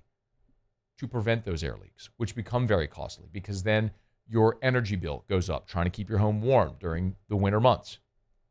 Lower your energy bill. Increase your home's resale value. It's Relief Windows and ReliefWindows.com. Windows door siding. Oh, yeah, they do shutters as well. Relief Windows and ReliefWindows.com. All right, y'all, we're about halfway home here on this Friday show. No Terrio today. Apologies. Terrio's nephew is playing for Catholic of New Iberia in the Dome against the Dunham School. So a little conflicting. The Terrio children went to the Dunham School, and Terrio coached baseball for a time when Houston was there at the Dunham School. And now The Dunham School is in the Dome against Catholic of New Iberia, whereas Nephew plays, and I understand it. I think blood trumps, so I think the Terrios will be on the Catholic of New Iberia side. But good luck to everybody, all the teams that are playing in the state championships this weekend down in the Dome, especially all the local teams. We'll pull for all of them. Hope all those kids make memories that'll last a lifetime, and good luck to everybody. Okay, quick break. We'll come back. We're glad you're with us. Friday show is brought to you by Don Juan Cigar Bar. Ross Jackson in 30 minutes. LSU landed a commitment from tight end Bauer Sharp. They are projected to land one of the top interior offensive linemen in this portal cycle. We'll talk about him next at AFR. After further review. I was just telling you about relief windows and how those energy-efficient replacement windows can lower your energy bills by making your home central heater and your HVAC more efficient. Well, another way to improve that efficiency is by calling River City's 1 Hour Air. 752-0001, 752-0001, 752-0001. Look for the big yellow vans and trucks with the giant clock on the side. You see them all over town. You can't miss them. Remember, they offer you that heater safety check. And what they do is they'll come to your house. A technician will come to your house, and they'll make sure that your heater is efficient and safe to operate. It's also standard maintenance, which will extend the life of your unit. What you really want to do is prevent a small issue from becoming a very big issue. It's no different than with your vehicle or with your health. You want to catch things early. Same with your HVAC system and with your furnace. So call and have this heater safety check with River City's 1 Hour Air. 752-0001.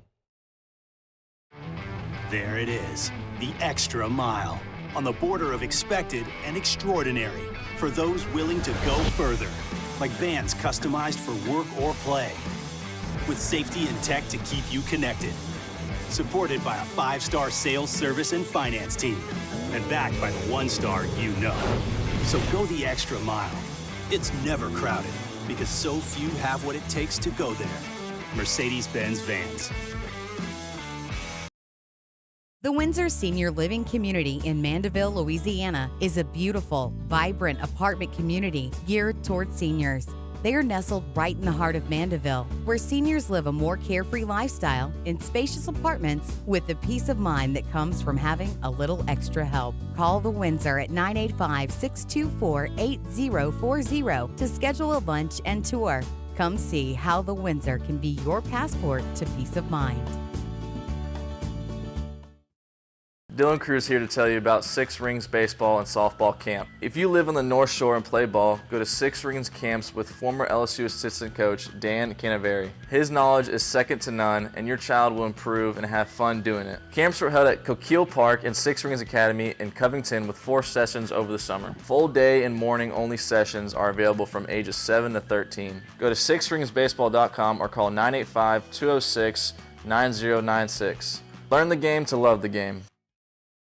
Breck teamed up to reimagine your parks, and you imagined big.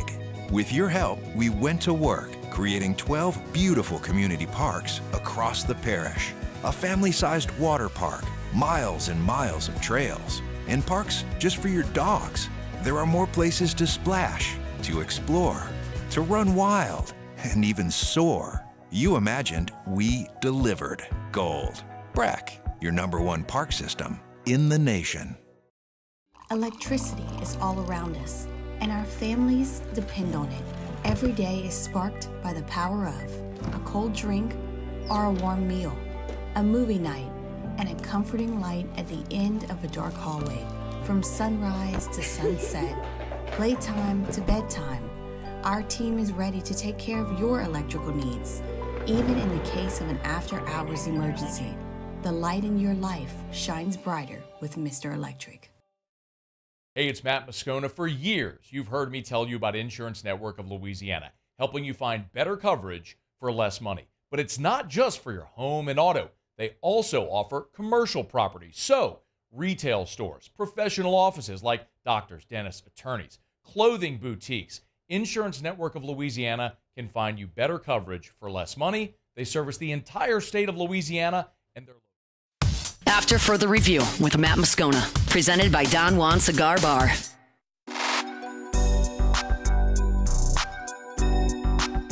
we'll have a very competitive football team that will go out and represent LSU in a manner that we expect. Our guys are excited about playing. Every player that is on that practice field is 100% committed and excited about being there. We don't have one guy that is like, I got to do this. I mean, they are excited, and when you have that, you have great morale, guys that are committed and will play hard for LSU. Brian Kelly on Friday met with reporters after the Tigers are at practice. LSU social media has put out some videos from practice. One is of Chris Hilton catching a ball. A lot of people have wondered, is Hilton going to opt out? Is he going to come back? He's practicing for the bowl game, so I would suggest Hilton's going to play in the game and come back, which is great to see. We're trying to piece together a lot of who's going to be there, who won't. I think Brian Kelly disclosed, and we knew this, but Will Campbell and Emory Jones and Mason Taylor all will not play in the game. I was told Braden Swinson is expected to play in the game.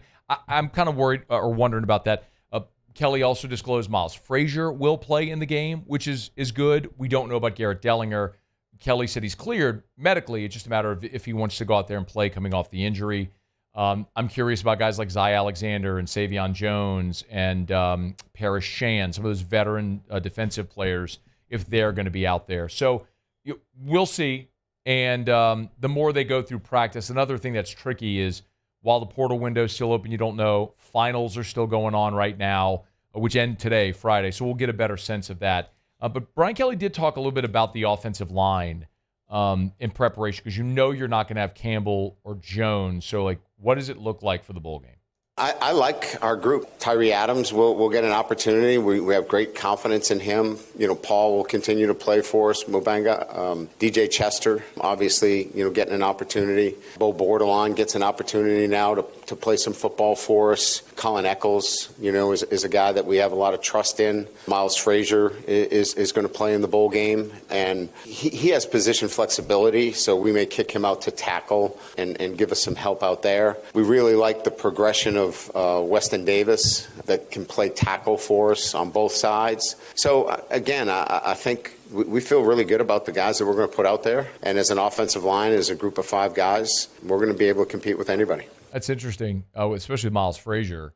Potentially do you move Miles Frazier to tackle and have, say, Tyree Adams and Paul Mabinga at guard, maybe Bo Bordelon at one of your tackle spots? They love Weston Davis. He's a 5-star. They really like his upside. You talk to coaches out there, so we'll see. They got a lot of guys. We'll see which way they mix and match it for the game. But a big part of it, man, listen, if you get Dellinger and Frazier both playing, it just clears the deck so much, because then the whole interior of your line is there, and then for the bowl game, you're just replacing but you're replacing Campbell and Jones, which is massive. But you could put Tyree Adams at left and Bo Bordelon at right. I mean, there's things you could do there to make it work. So we'll see how that goes.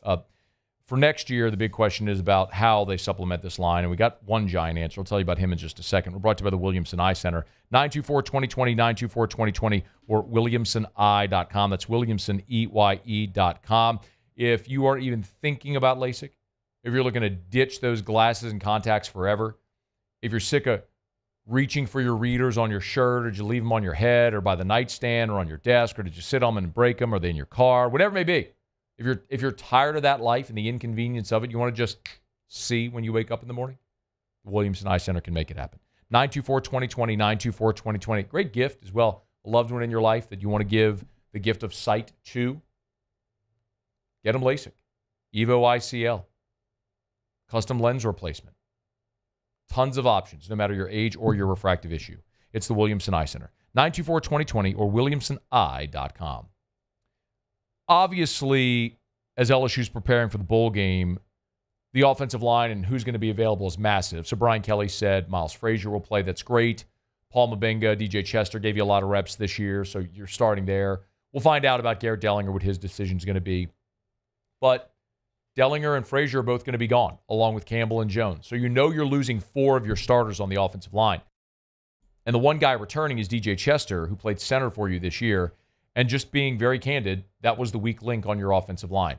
And Chester probably was playing out of position. As a bigger center, talked to T-Bob about this after almost every game at Don Juan. And T-Bob, of course, guy who played center. Chester, one of the big issues he had being a bigger guy was letting guys get into his pads, get lower than him, and you get pushed back, and that was a big problem. I mean, you don't have to understand film breakdown, reviews, and things like that to understand conceptually, LSU struggled on the interior, especially when Garrett Dellinger went out and he didn't have help for DJ Chester. Well, it looks like the Tigers are about to get some big help there. Steve Wiltfong, National Recruiting Director for On3, Pete Nakos, who's the Woj, Bomb, Schefter version of On3's transfer portal news, and our very own Shea Dixon are all reporting that Braylon Moore is going to transfer from Virginia Tech and pick LSU.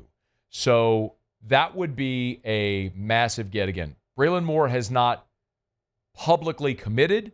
We don't have any official word from LSU, but all three of them have put in predictions for Braylon Moore to pick LSU. And a lot of you have been wondering, as we've talked plenty about receiver and tight end, and we've seen safeties and edge rushers all take visits to LSU, what about the offensive line? Well, here is one massive piece.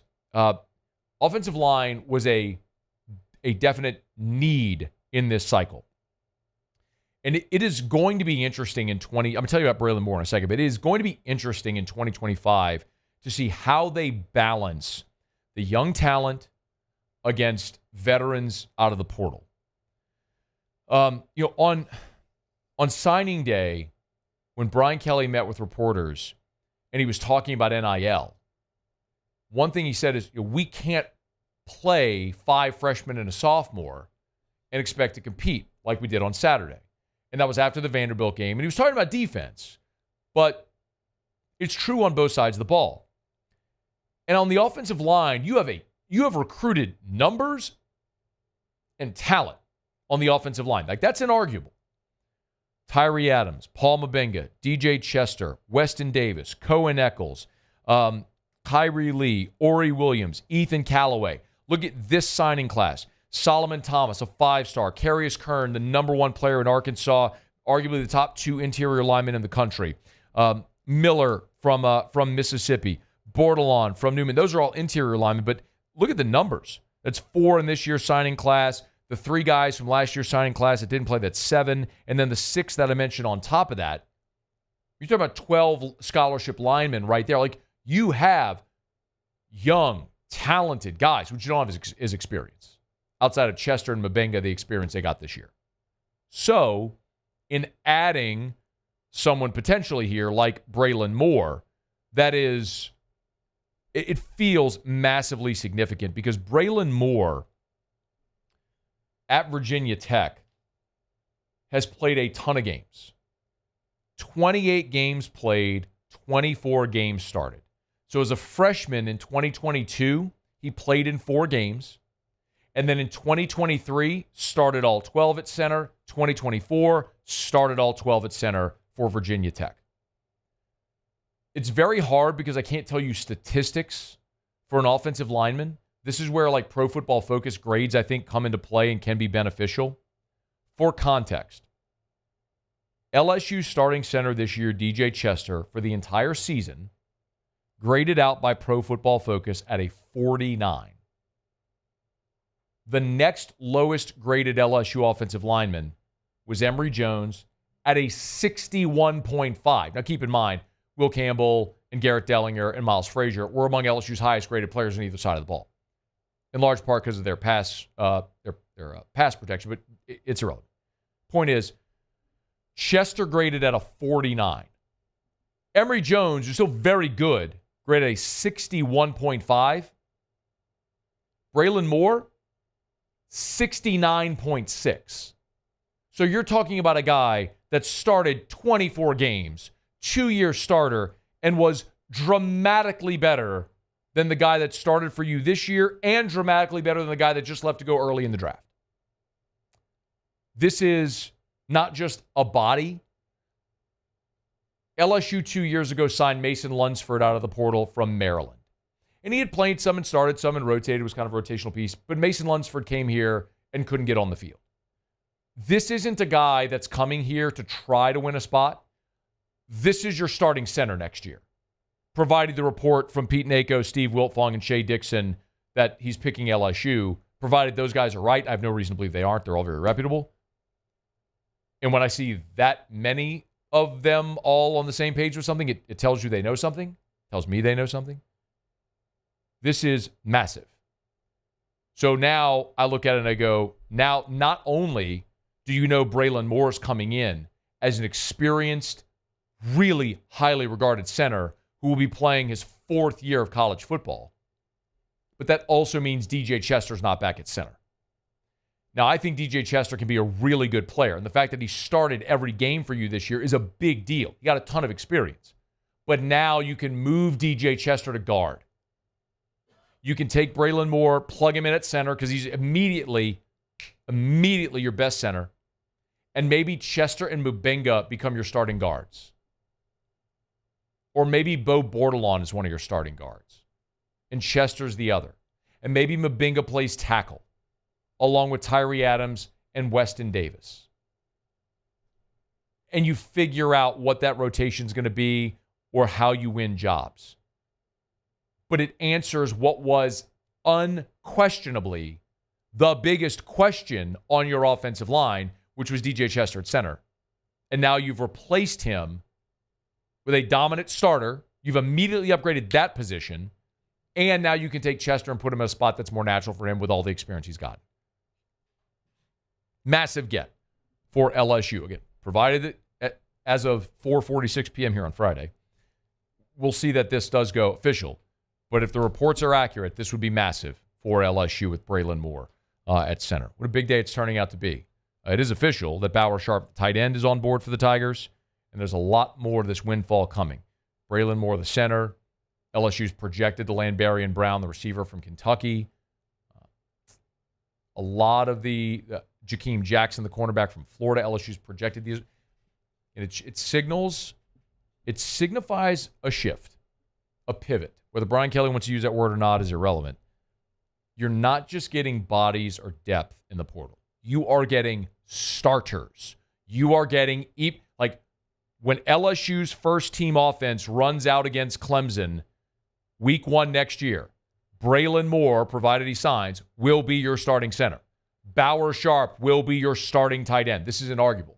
You're not just getting bodies to come in and compete. You're getting starters, impact starters. That makes you better. It's what they had to do. It's why I kept telling you, talk to me in a month. The arrow is pointing up. Okay, we'll wrap up hour number 2 next. It's AFR. AFR. Brought to you by Clegg's Nursery with 4 locations in the greater Baton Rouge area. Seagan near Airline, LA 16 in Denham, Mid-City on Donmore, and the Garden Center on Greenwell Springs. Tell you every day to buy local, shop local. Y'all, weekend is here, and, man, there are, we got 11 shopping days left before Christmas. Woo, boy. If you need to go make hay shopping this weekend, get on by Clegg's Nursery. Any of the 4 locations, remember, they still got your Christmas trees. You want to go get a real Christmas tree, it's not too late. You want to get the artificial or the pre-lit Christmas tree, they got a great selection of those as well. They got beautiful poinsettias, great gifts this holiday season. If you want to give someone a poinsettia, a client, maybe decorate the home or the office. But remember, Clegg's gift cards. Great for the green thumb, great stocking stuffers, great for the do-it-yourselfer at home as well. And they got great items for decor, bird feeders, hummingbird feeders, tuned wind chimes. You know where to find it. Clegg's Nursery. Looking for the ultimate game day experience? Come to the Queen Casino in Baton Rouge. Wall-to-wall TVs mean you'll see every touchdown in HD. Place your bets and feel the thrill of every play with our DraftKings Sportsbook. The Queen Casino, where every moment is a win.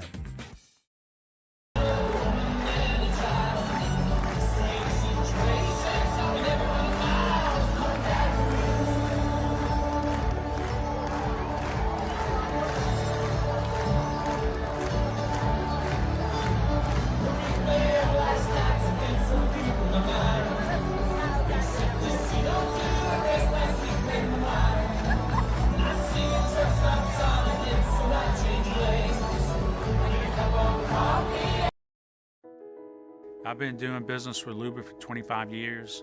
They're dependable, trustworthy. It's just the attention to detail with our clients. Our folks have years and years of experience. They're highly trained professionals, but many companies have that asset. What I'd like to think makes Luba a bit different is that we use those talents in a way that truly is dedicated to serving the needs of the folks who depend on us.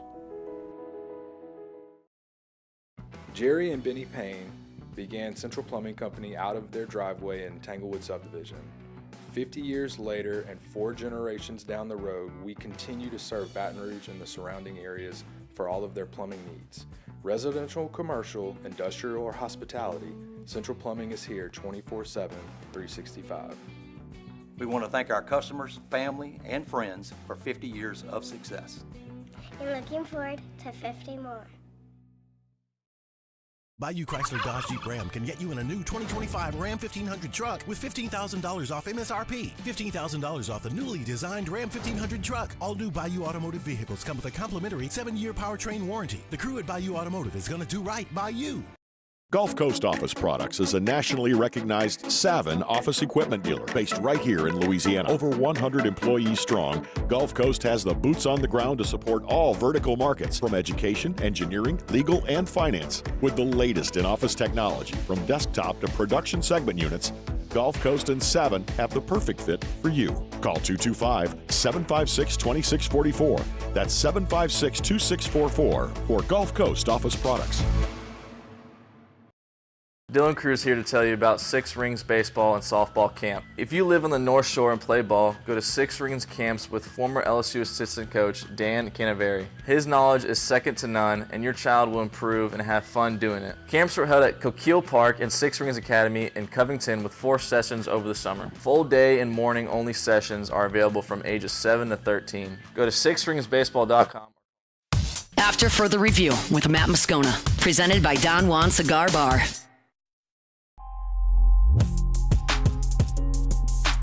Wrapping up hour number 2.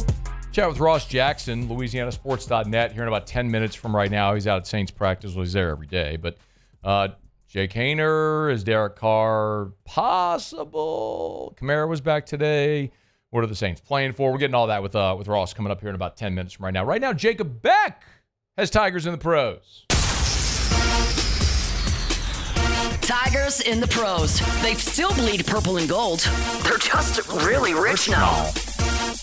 Really rich. All right, first one here. How about Omar Spates, Los Angeles Rams? I mean, we saw him last week or 2 weeks ago against the Saints in the game last night. 7 tackles and a stuff, which is a stat now, a stuff. Yep. He's got in the Rams 12-6 win over the 49ers. In his last 6 games, he's got 42 total tackles and 3.5 stuffs. So good on Omar Spates. Might have found himself a role there at the Rams. Might have.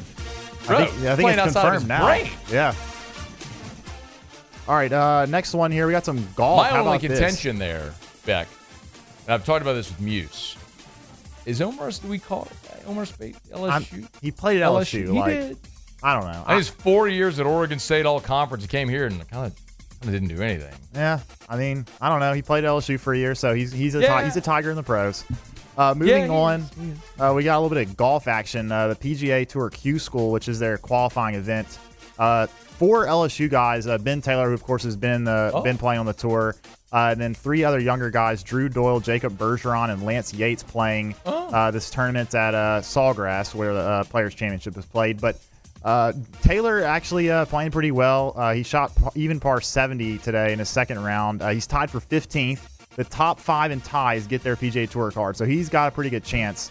The other 3 guys. This is it. This is the end. Yeah, this is it. Yeah. Okay. So if you don't get your card here, you're going to the lower levels, like the Korn Ferry, which is like the second tier league. And then Drew Doyle is tied for 52nd, so he may have a chance. But Bergeron and Yates are both outside the top 100, so probably not going to make it for those guys, but they'll have a chance on the Korn Ferry Tour. And then, of course, anything from Curtis Thompson?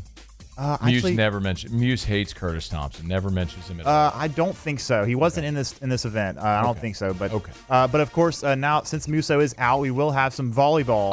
Good. That's some about volleyball time. news. We have an equal opportunity Tigers in the Pros deliverer. Thank you, Beck. Yes, please. Yes, volleyball. Thank you. Yeah, absolutely. Tony Rodriguez, former LSU Tiger, won the first ever AVP League title on Sunday in LA. So shout out to Tony. She actually got the win in a golden set, which was last game-winning set, sudden death, and she got it done, won the first ever AVP League title. So shout out to Tony.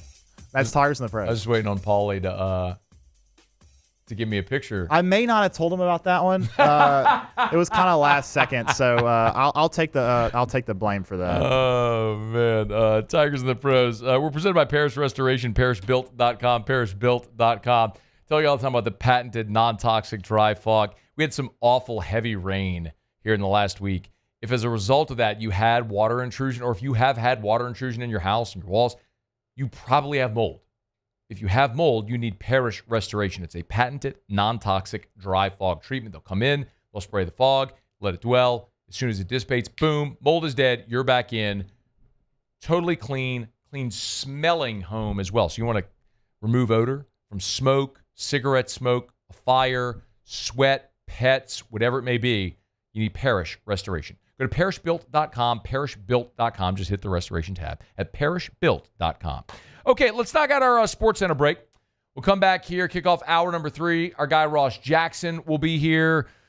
Talk a little Saints. I'll also get you Saints Commanders prediction and more from Brian Kelly, what he had to say with reporters on Friday after practice. It's AFR. AFR. Man, as we head into the weekend, always love telling you about Michelli weighing and measurement. You can always get to Michelli.com. As a matter of fact, I and they highly recommend it. Most everyone knows Michelli as our nation's largest distributor of scales. But what many people don't know about Michelli is the thing that is so evident when you go to their website, all the different services that they offer.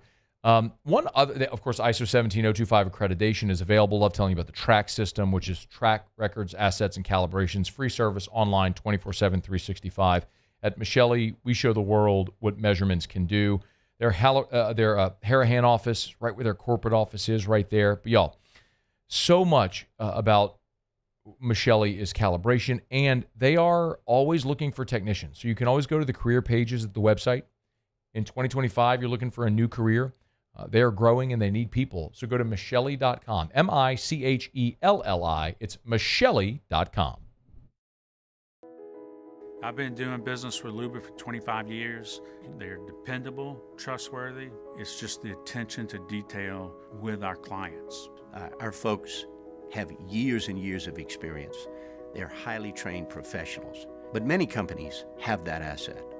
What I'd like to think makes Luba a bit different is that we use those talents in a way that truly is dedicated to serving the needs of the folks who depend on us.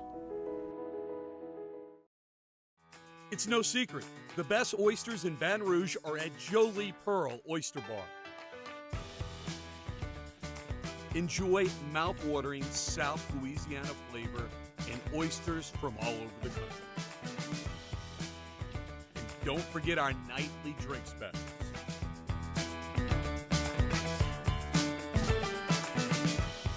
Jolie Pearl Oyster Bar, located in downtown Baton Rouge.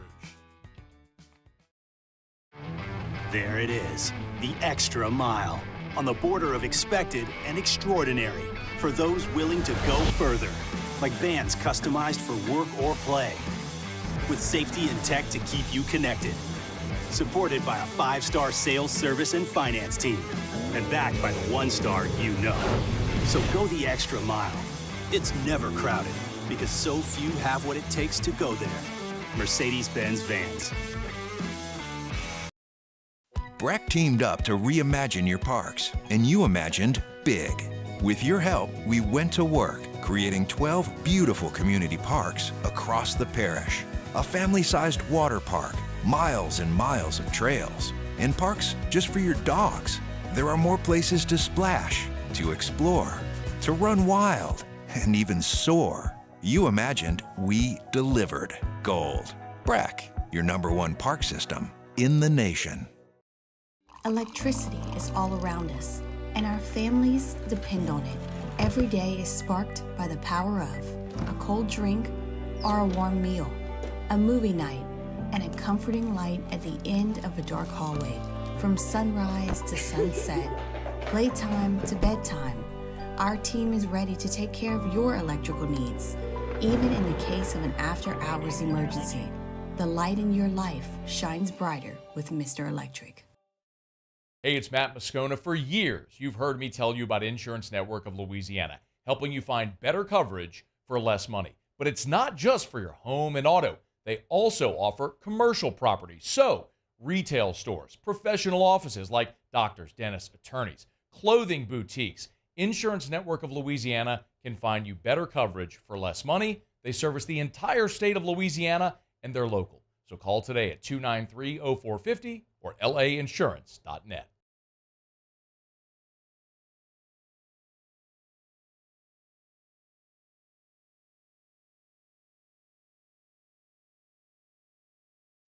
This is SportsCenter.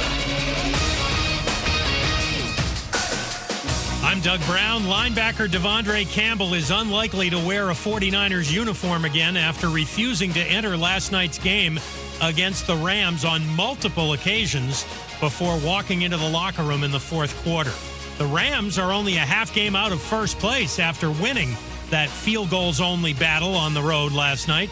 Quarterback Matthew Stafford. You got to be tough mentally and physically, and we are that. So got to continue to try to execute as good as we possibly can to make these games more advantageous for us. But at the same time, they all count for one at this point, and any way you can get them, we'll take them. Matthew Stafford. Steelers wideout George Pickens out for Sunday's game against the Eagles with a sore hamstring. Packers corner Jair Alexander out Sunday against the Seahawks with a right knee injury. Bills rookie wideout Keon Coleman will play against the Lions. He missed the last 4 games with a wrist injury.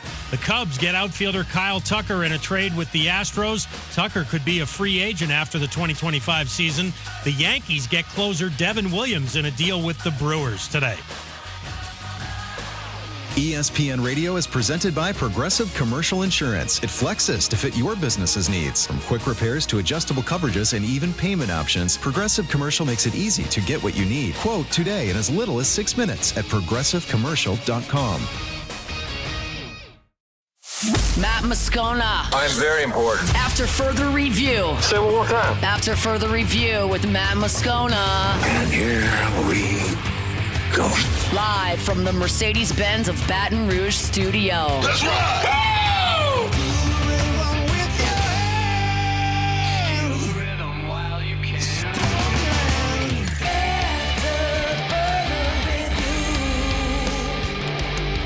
Hour 3, off we go. Welcome aboard. Glad you're with us. It's AFR, presented by Don Juan Cigar Bar. I'm Matt. Hey, shut up, kid. Paul O'Neill. They're chanting Paul O'Neill's name. Jacob Beck. And Mr. Toby Tom Play.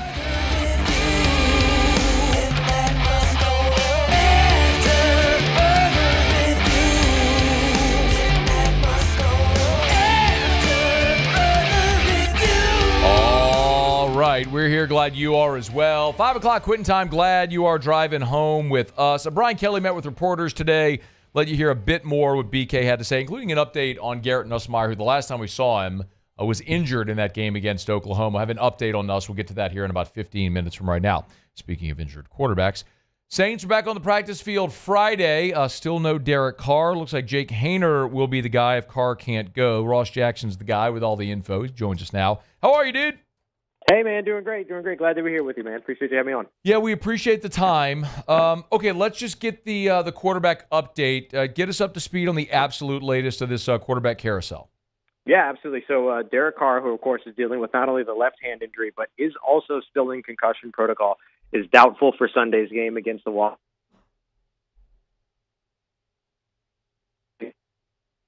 And so because the team has walkthrough tomorrow on Saturday, that can qualify as his practice in order to clear concussion protocol. So there's a chance that tomorrow he gets elevated from doubtful to questionable, which would then allow him to effectively be the second-string quarterback behind Jake Haener, so that if they have to go to another quarterback, they can actually go back to their starter if they needed to in the game. But it will be Jake Haener expected to start the game. We spoke with interim head coach Darren Rizzi today. He confirmed that report. And so as we've expected all throughout the week, second-year quarterback out of Fresno State, Jake Haener, will get his first NFL start this weekend up against the Commanders. So it's interesting that the note about the concussion protocol, so Carr still has to clear that. But do we have any sense at all of how severe the hand injury, how limiting the hand injury might be? Oh, it's really interesting. Rizzi said on Wednesday that they're trying to see if the swelling will go down. So that kind of at least indicate some type of a contusion or something like that that would cause that swelling. So that is some kind of internal something or another with the hand. But the original reports all said that there was a fractured hand and that it would, potentially keep him out for several weeks and potentially for the rest of the season and all these other things. But that's never been confirmed. And to be fair, not necessarily denied either by New Orleans. So there's a level of, is this a smaller fracture to where it's not as big of a deal? Is it a different kind of injury? Things like that. But there is some kind of swelling, which means some type of internal damage. But that's the thing that they're effectively managing. It seems like from that point, the next thing is the concussion protocol that's actually keeping him out more than anything else from the way that the Saints are telling it. So it is an interesting little battle of reported condition versus what the Saints are saying. So we'll see which one of those shakes out in the coming weeks. Okay, let's say that it is Haener, as it appears it will be. Give me a thought here, Ross, on the limited sample size. But, I mean, you're a guy that, you were at camp out in California. You've seen as much of Jake Haener as anybody. So give me a thought here on what we might expect from Jake Haener in a first start.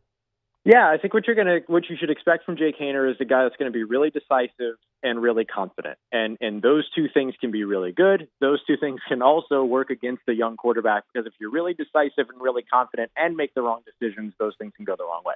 And so that's the big thing that we're going to have to see in this game is with actually getting a full week, or I can't even really call it a full week, because from my understanding, according to people that I've talked to with knowledge of the situation, both quarterbacks did indeed receive a kind of a split amount of snaps all throughout Wednesday and Thursday's practices. But in any case, he's preparing a game plan, and then he'll be able to go out and execute a game plan. So because of that, I think some of that decisiveness, that confidence will work in his favor. He's somebody that can move around as well, so I don't know that they're going to run any designed runs with him, but he can extend plays. And he's been a fairly good decision maker, not putting the ball in any harm's way, but of course it's on a small sample size. And I would say too that during training camp and all that, even during the preseason, we didn't see a lot of turnover-worthy passes, if you will, from Jake Haener. I think some of the pitfalls in terms of his game will just come from youth and inexperience and all those things. Like, we have to keep in mind, this is a guy that's getting his first career start.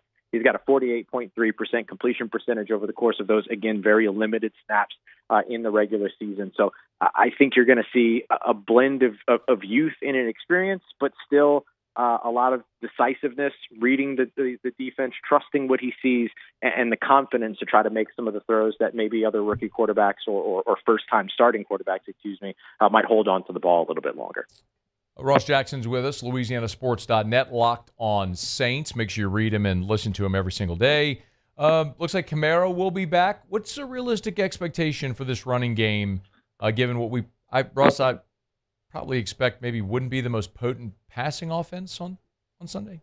Yeah, I think that's pretty safe to say. I don't know that the passing offense is going to come out and be a wild success story this weekend. So I would imagine anytime you have a first-time starting quarterback, you want to lean on your run game, right? That's going to be a big part of what it is that New Orleans does. So great to see Alvin Kamara back. No injury designation at all on Friday, so he is good to go. So I would expect the tandem of he and Kendre Miller, the second-year running back who just came back off of injured reserve last week and ended up scoring a touchdown against the New York Giants, for those guys to be a big focus in this game. The Washington Commanders are the number 27 ranked defense in the NFL against the run, and just saw Daron Payne, one of their big guys in the trenches, particularly on the interior, end up going to DNP or listed as DNP on the injury report today with a back injury. So that's a pretty significant loss if he can't play, or if he is playing hampered, to an already struggling run defense. So I expect to see a lot of Alvin Kamara, a lot of Kendre Miller, both in the run game and in the passing game. But I think in particular, the Saints are going to want to get the ground game going. And I wouldn't be surprised to see them try to play a similar, but hopefully for them, more successful version of what they did against the Los Angeles Rams, where they kind of tried to play that clock control, ball control kind of possession kind of offense at the beginning of the game.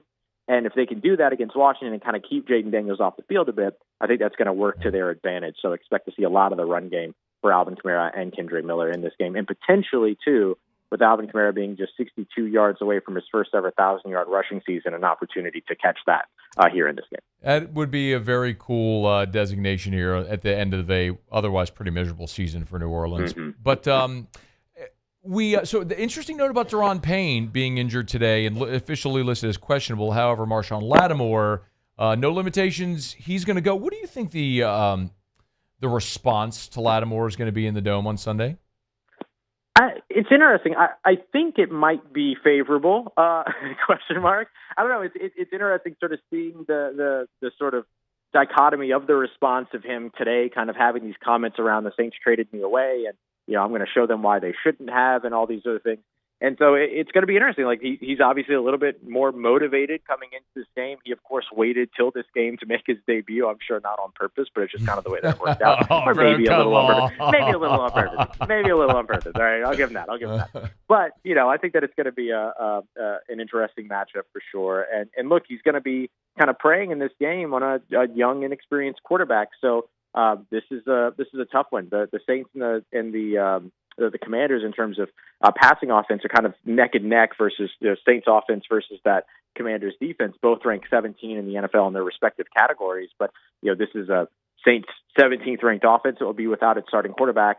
And that is or 17th ranked passing offense, and that's a Washington Commanders 7th ranked passing defense that now adds Marshawn Lattimore. So those are some pretty important contextual differences in terms of what you might have expected coming into this game versus the reality of what it will be on Sunday. Russ, do the Saints have any advantages, perceived or otherwise, in this game, aside from being at home? Just the run game is really kind of the biggest thing for them. I mean, they're behind on scoring differential, point differential, The Saints are in the negative on the point differential. The Washington Commanders are at plus 80 in the point differential. Turnover differential is plus 4, so that's in favor of the Commanders versus plus 2 for the New Orleans Saints. Run defense, run offense, that's really the only place that the Saints seem to have a real advantage here. And so that's what they're going to have to lean on in this one. And look, I'll say this too. The Saints didn't take advantage of the run defense disparity or the run offense, run defense disparity last week up against the New York Giants, not in the way that we expected them to. The Giants are kind of in a similar situation coming into that game as the number 29 rushing defense and lost Dexter Lawrence going into that game. Now here's a bit of a repeat this weekend, the number 27 rushing defense, potentially losing Deron Payne coming into this game. Saints have got to be able to take advantage of that, especially with their starting 5 offensive line back together for a second week in a row, but for the first time since week 3. So that's really the one place where they have an advantage, and they've got to take advantage of that in this matchup. Before you go, realistically, playing for anything this weekend? Pride. Okay. That's really what you're looking for the rest of the season. I've talked to a lot of players in the locker room. They're not really worried about playoff seeding and things like that. I can't blame them either. I mean, you look at the New York Times odds for them to get in the playoffs, it's less than 1%. Right. Everything. That's not really the focus. The focus for them is you'll hear the concept all the time. Oh, we're just trying to go 1-0 this week.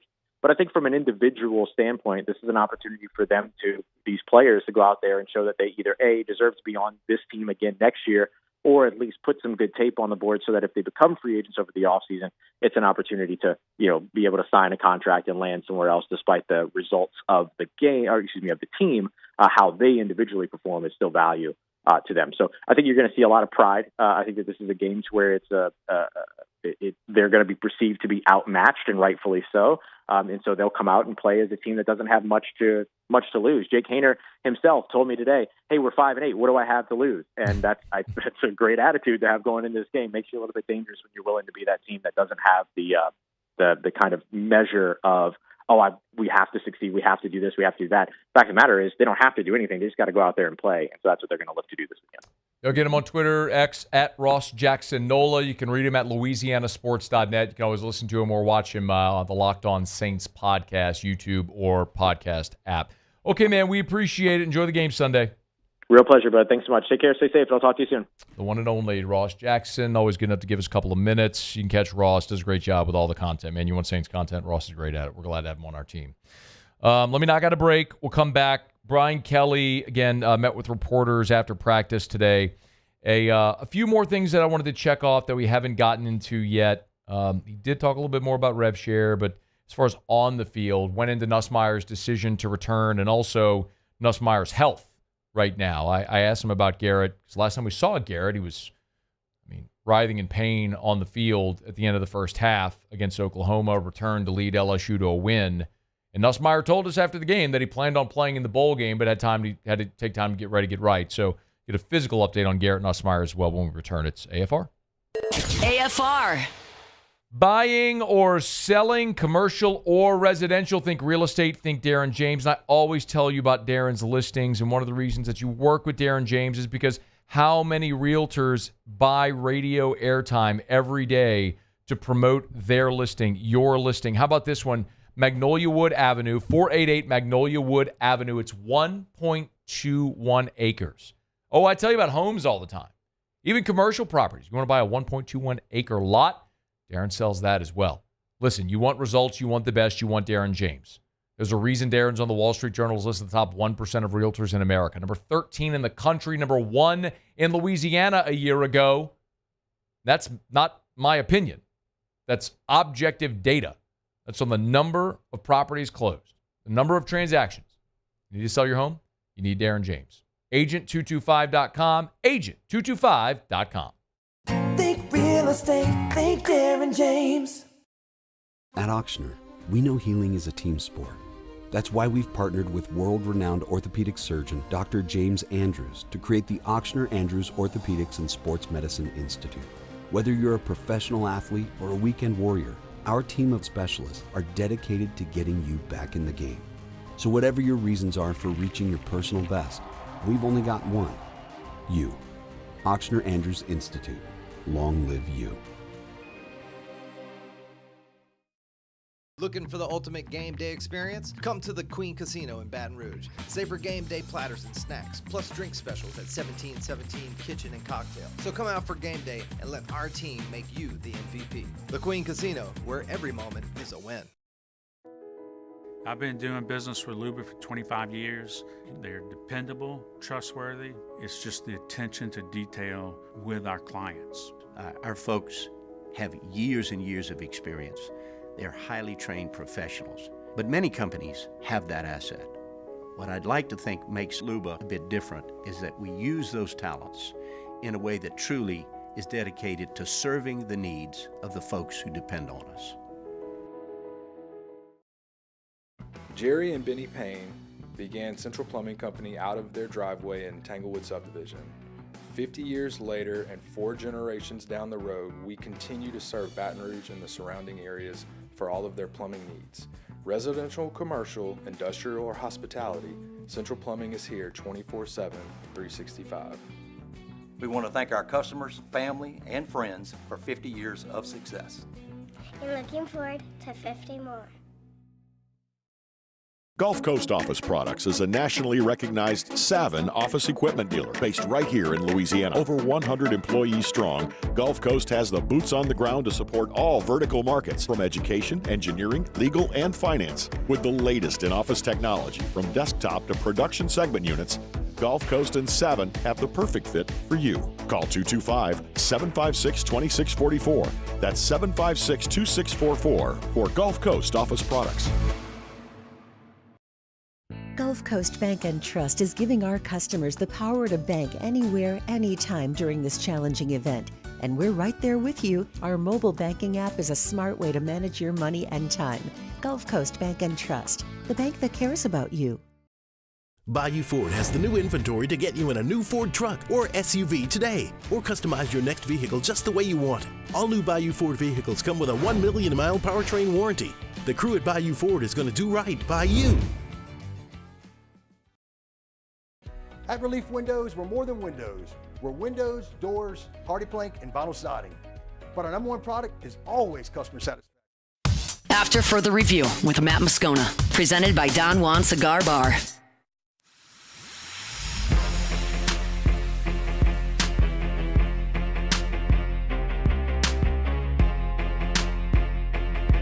I'll get you Saints Commanders final pick here in about 15 minutes. Also, no Terrio apologized for that. Terrio is actually at the Dome. His nephew is playing in the state championship game for Catholic and New Iberia. So down the Dome, supporting his nephew, which is awesome. We love that. And, excuse me. So we'll wrap up the show with Ask Us today. No Otterlocks. So we'll wrap up the show today with Ask Us. So if you want to get questions for Beck, Paulie, or me, you can do it. Email us, tweet us, text us in the 225-396-4400, 396-4400, 396-4400. Brian Kelly met with reporters on Friday, and one of the things that I was interested in was Garrett Nussmeier, not just him returning, but his physical health. Remember, last time we saw Garrett play against Oklahoma, he took that hard sack and was grabbing for his shoulder, collarbone. They x-rayed him for a broken clavicle, came back negative, thankfully, and returned to the game when we all thought the same thing. But one of the things Garrett said after the game was that he planned on playing in the bowl game. We didn't know his draft announcement at the time, but he was going to play in the bowl game and had time to get healthy and get ready for it. Well, now here, a little more than a week removed from that hit, well, I guess almost now 2 weeks removed from that hit, Brian Kelly updated Garrett Nussmeier's status and his health. And I asked him if Garrett was practicing, which he confirmed. He gave an update. Yes, he practiced. We're going to be careful with his pitch count, and when I use that term pitch count in terms of throws, he was about, we try to keep him about 60% today in terms of throws, but physically moving around, participated in 7-on-7, or 11-on-11 today, 1-on-1, so he's doing everything. We're just trying to keep his player load down a little bit right now, and we'll continue to ramp it up over the week. I think, obviously, getting Nuss back 100% is important. Making sure Nuss is protected is important as well. You're going to have no Emory Jones, no Will Campbell. Brian Kelly did confirm that Miles Frazier will play in the bowl game. We don't yet have a decision on Garrett Dellinger. So Kelly said on Wednesday that Dellinger would be healthy enough. He'd be cleared physically to play, but after missing the last month of the season, is he going to play in the bowl game? Don't know. I'd love to see Garrett Dellinger, throw on the purple and gold and rep it one more time for the Tigers. But you can also understand, having not played since the A&M game with that ankle injury and having had the tightrope procedure, does he want to come back and test it before combine and draft and all that stuff? I don't know. So we'll wait on that decision. And I think we'll probably get a better sense by the time we get past this weekend. Again, finals are going on right now. Today, Friday is the last day of finals. So we'll have a better sense when everyone is done with school. I guess to say it this way, if, LSU's put out some videos on social media from practice. So if you look and you maybe notice some absences, you may think that player's not going to play. Like, we know Will Campbell, Emory Jones, Mason Taylor, they're going off to the draft. They're not going to play. Okay, totally understand that. But, for example, if guys weren't at practice today, it doesn't necessarily mean they're not playing in the bowl. They might have had a final. So that might explain the absence. Finals end today, so the next time there's a practice, for a really good sense of who is going to be playing in the bowl game. One more from Kelly on Nussmeier, which was an explanation on Brian Kelly on the conversations with Garrett Nussmeier and that process of getting to the decision for Garrett to announce he's returning. I think that, knowing Garrett, there was always a sense of he had waited for his opportunity, and he had been such a proponent of, LSU and wanting to be here that I think there was always this sense that, he was going to come back, but we never took it for granted. We did our due diligence. We made our case as to why it was in everybody's best interest for him to come back for another year, and re-recruited him from that standpoint. And when we were able to, present him with what we felt was a great opportunity, from a NIL to revenue sharing and all the things that go along with that go along with arguably the best quarterback in the SEC, right? And maybe in the country. Then we were able to close this and get him to publicly say that he was coming back. So I think there was a lot of confidence, but you never take that for granted. You have to re-recruit, and we re-recruited him, and we're excited that he's back. I'm glad Kelly talked about recruiting and re-recruiting and all that sort of stuff, because the other thing that I was able to ask Brian Kelly on Friday was about recruiting, and the way that I phrased the question was kind of in relation to a staff member. So as to say, when you're building a staff, and I'm not telling you anything you don't know, I'm just, for the sake of explanation, to set this up. There's times where you go hire guys on staff that are maybe great X's and O's guys, that are great play callers, and then sometimes you have guys on staff that are on staff as recruiters because of their deep ties to a certain area. It's not to say that they're they can't coach ball, but let me give you an example. LSU always, without exception, always must have somebody on staff with deep ties to New Orleans. That is non-negotiable. And I remember when Les Miles was the coach and he had Frank Wilson on staff, who, of course, we know Frank Wilson is New Orleans high school royalty. When Frank left to take the head coaching job at UTSA, Les hired Jabbar Jalouk. Jabbar Jalouk was a great high school football coach in New Orleans. So he hired Jabbar Jalouk as his running backs coach.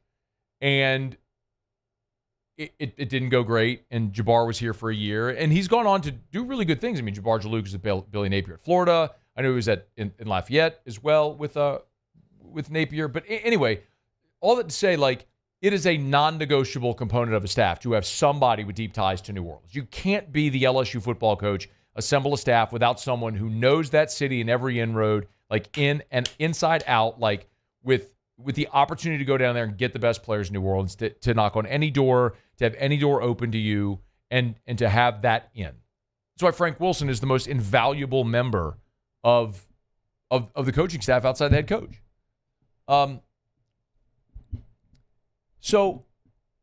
But look at what just happened with Jakeem Stewart. Like, this is a great example. Here's a guy from New Orleans who everyone assumed was going to be an LSU Tiger. LSU was the first one on him. Frank recruited him hard. I mean, the kid was at St. Aug. I mean, Frank's a St. Aug alum. Like, he got Leonard Fournette there 10 years ago. He got anybody you want out of St. Aug. Frank Wilson was a huge part of Jakeem Stewart being able to reclassify. And he ends up going to USC because SC dumped a $2 million a year NIL offer on him, and LSU wasn't going that high. Okay. If NIL were not a thing, ifs and buts and all that stuff. But I think we could all agree, like, if NIL weren't a thing, Jakeem Stewart is playing at LSU. He signed with LSU. But it is a thing. So I asked Brian Kelly, like, does it even matter when you're building a staff having recruiters anymore? Because in theory, what matters the most, no matter how well you recruit a kid, Jakeem Stewart, Bryce Underwood, I mean, for 3 years, you were front and center with that guy. And 2 weeks before signing day, boom, the founder of Oracle, one of the richest men on the planet, drops $12 million in his lap to go to Michigan. And just like that, all the work you did, all the building of the relationship, everything's over. So, like, do you even need recruiters on staff, or can you just take sort of an NFL model and just go hire the best coaches? Here's what he said. I still believe that the ability to communicate and connect is still. So if we say that in years past it was 100% recruiting, it's now a margin lower than that, but relationships still matter. And the ability to connect and build those relationships matter. And I think as we continue to navigate through this new world order, if you will, there's going to be a market that flattens the lines. In other words, receivers are X, quarterbacks are X. And when that becomes even across the board, it's going to swing back to relationships. It's going to swing back to those that can connect and those programs that fit. So maybe right now the pendulum has swung a little bit towards the other way, but it's going to come back. I think that's an optimistic viewpoint. I don't know that it's a realistic viewpoint. So as to say that eventually when you have the cap in place or rev share, then think about it in the NFL. Like, you know what the going rate for a starting – the market has been set for a quarterback in the NFL. The market has been set for receivers and for every position. That's effectively what he's saying. The market's going to be set. And so then that's just going to be what it is, what it costs to get a guy. And so then – it's not so much about the money, because the money's going to be the money because of the position you play wherever you go in the Power 5. Now it's about the relationship. Where do you want to be? And I think that's an optimistic point of view. I don't know that that's realistic, because even though rev share is going to go into place and everyone is hoping and anticipating that collectives will either fold, go away, be assumed by the university, athletic department, whatever. I still believe, and I'm sure many of you probably agree, that wealthy people with money to spend who want to dump it into a program to help their team win, they're going to find whatever way they have to, whatever back channel to make that happen. So I don't know that even if you call it or characterize it differently, I don't know that NIL, as we see it now, pay for play, goes away because of revenue share. In a perfect world, what Brian Kelly just described is what happens. I just don't know if that's realistic. But he's continuing to say that what's going to happen here, and again, we don't know the answer. Like, I'm being clear, like, my opinion, your opinion, they're all to be considered because nobody has the answer. We're going to start to find out the answer to these questions as revenue share goes into play. But Brian Kelly seems to think that revenue share is going to make things more equal across the board. There's a lot of layers to that question. I would say this, that with revenue sharing, on the horizon, there's certainly going to be effects that will begin to level what is out there relative to what the normal amount is for particular classes. The freshman class, the class that's here currently, and then the transfer portal. There'll be, quote unquote, market awareness of what those are. We're not in that time right now, and that's what makes it very difficult. But I think once we get into revenue sharing, we'll be able to make a lot more sense of that, and it'll make more sense to everybody else. So there won't be such a blurred line between freshmen coming in, those that are already in your program, and those that you go into the transfer portal. Right now, it's a very blurred line, and that's what's making it quite difficult. It's a huge challenge because, and it's why I'll continue to say I think LSU has taken the right approach. They had in their mind what their number was for the incoming freshmen, and they didn't exceed it.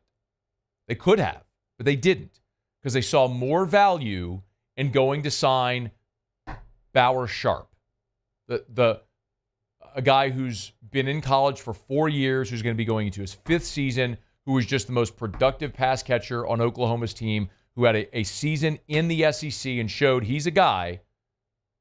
Instead of overpaying for a high school player, they went and got that guy. It looks like they're on the verge of landing a 2-year starting center from Virginia Tech. That's immediately going to make you more veteran, deeper, better at center, where that was a liability this year. Instead of hoping DJ Chester gets better at center, now you've got a plug-and-play guy. It's like going in free agency. Man, we were bad at center this year. Go sign the top center in free agency this year in the NFL. Like, that's what this is. So I think they did it right. I just don't know that I believe that I'm as confident as Brian Kelly is that the market ultimately is going to find its way to settle. Like, the market may settle, but I still believe you're going to have opportunistic boosters at schools that are going to find a way to pump more money into the ancillary ways to make it happen. Just the same way that you had $100 handshakes and bags of cash in years before. Now we call it NIL. We call it collectives. What's it going to be called 6 months from now or 6 years from now? I just don't think that's ever going to stop. And it's going to create disparities with the haves and the have-nots. It's always existed. I think it's going to continue existing. All right. A quick break. Come back. Brought to you by Parish Construction and Roofing, parishbuilt.com. Got a Parish pen right here as well. Do business with someone. It's funny. We had our marketing meeting. We have a marketing meeting every Thursday morning at our parish office right there on Lavo Lane off of Highlandia. And so if you haven't seen our building, you can't miss us if you're on I-10. Like I-10 and Highland, just directly across the interstate from Blue Bayou. Like if you're standing at Blue Bayou looking across the interstate, you're looking right at our building. We have beautiful signs lit up at night. You cannot miss it. We have Christmas lights as well. So from the interstate on I-10 and Highland, you cannot miss us. But anyway, we did our marketing meeting, and Christina, who's the office manager, told me, she's like, every day people come in here asking for parish hats, saying, Matt told me to come in and get it. Go in. Just as long as we got them in the stock closet. You want a Parish Construction and Roofing hat? I got 4 of them on the set right here. We'd love to help you out. But more importantly, If you got an issue with your roof, we'd love to help you there as well. Commercial or residential roof repairs, replacements. Do business with someone you know. That's me, that's Terrio, that's Richard Tilley, that's Joe Morales, it's Trent Davis, it's our whole staff. You know, the 5 owners of the company. We love seeing the business grow and all the people we've brought in to be able to help everyone, commercial, residential. Listen, start at the website. Like Linda, who's a licensed insurance adjuster, who's on our staff to help you. Look, we love our staff. And we love to help our community. So do business with someone you know. Parish Construction and Roofing. Go to parishbuilt.com. Just fill out the form on the homepage. You'll immediately be ingested into our website. Someone will contact you to set up. Parishbuilt.com. Parishbuilt.com. All right, let's see. 2 segments to go. When we come back, I'll get you a final preview and prediction on Saints Commanders. And then we'll wrap up with Ask Us, or get your questions in. Email us, tweet us, or text us in the 225-396-4400, 396-4400. It's AFR. AFR. Y'all, big day tomorrow at Rouse's, the official supermarket of the New Orleans Saints. Rouse's.com, Rouse's.com. So tomorrow at Rouse's, Saturday, December the 14th. This is all Rouse's, by the way. Every Rouse's store. It's on the flipper, by the way. When you see it, you'll see the Taste of the Holidays logo item on the flipper on the homepage. Just click that and you get all the info for it. It's 11 a.m. until 2 p.m. It's a great opportunity to get by Rouse's, to take advantage of all the great specials. You can just type in the area code. When you click that, type in the area code near you, you'll find the Rouse's location nearest you. But you want to get some amazing deals for the holidays and to sample a bunch of their holiday products as well. Get to any Rouse's. Get to any Rouse's on Saturday, 11 to 2, for Rouse's, a taste of the holidays. What a great event. We love telling you about our partners over at Rouse's. The official supermarket of the Saints, Rouse's. This feels like home. When you can't rely on technology, you can rely on Mountain Cold Refreshment. Dave's back on. Coors Light. Choose chill.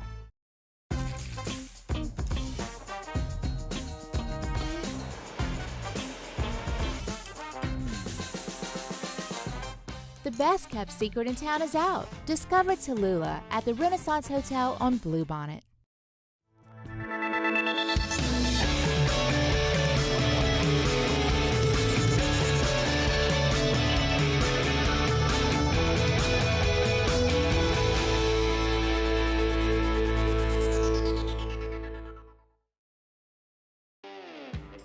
Got chores that need some extra muscle, but a large piece of equipment is overkill?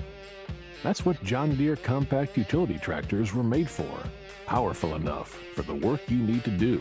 Compact enough for how you need to do it. Find the equipment that's right for you at Sunshine Quality Solutions. Check out our current promotions and learn more about what it means to be powered by sunshine at sunequip.com.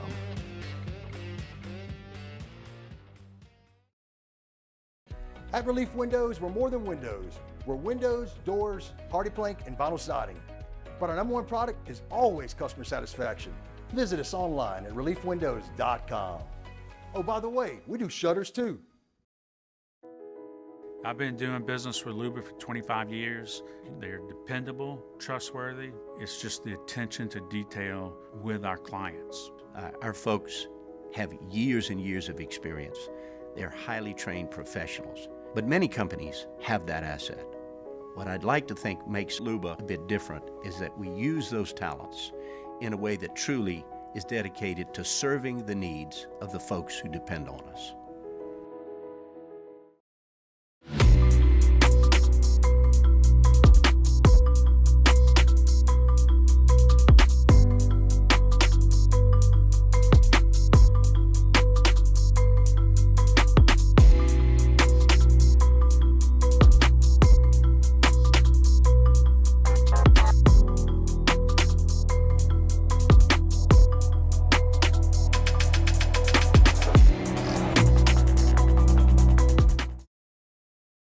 Breck teamed up to reimagine your parks, and you imagined big. With your help, we went to work, creating 12 beautiful community parks across the parish. A family-sized water park, miles and miles of trails, and parks just for your dogs. There are more places to splash, to explore, to run wild, and even soar. After Further Review with Matt Moscona, presented by Don Juan Cigar Bar.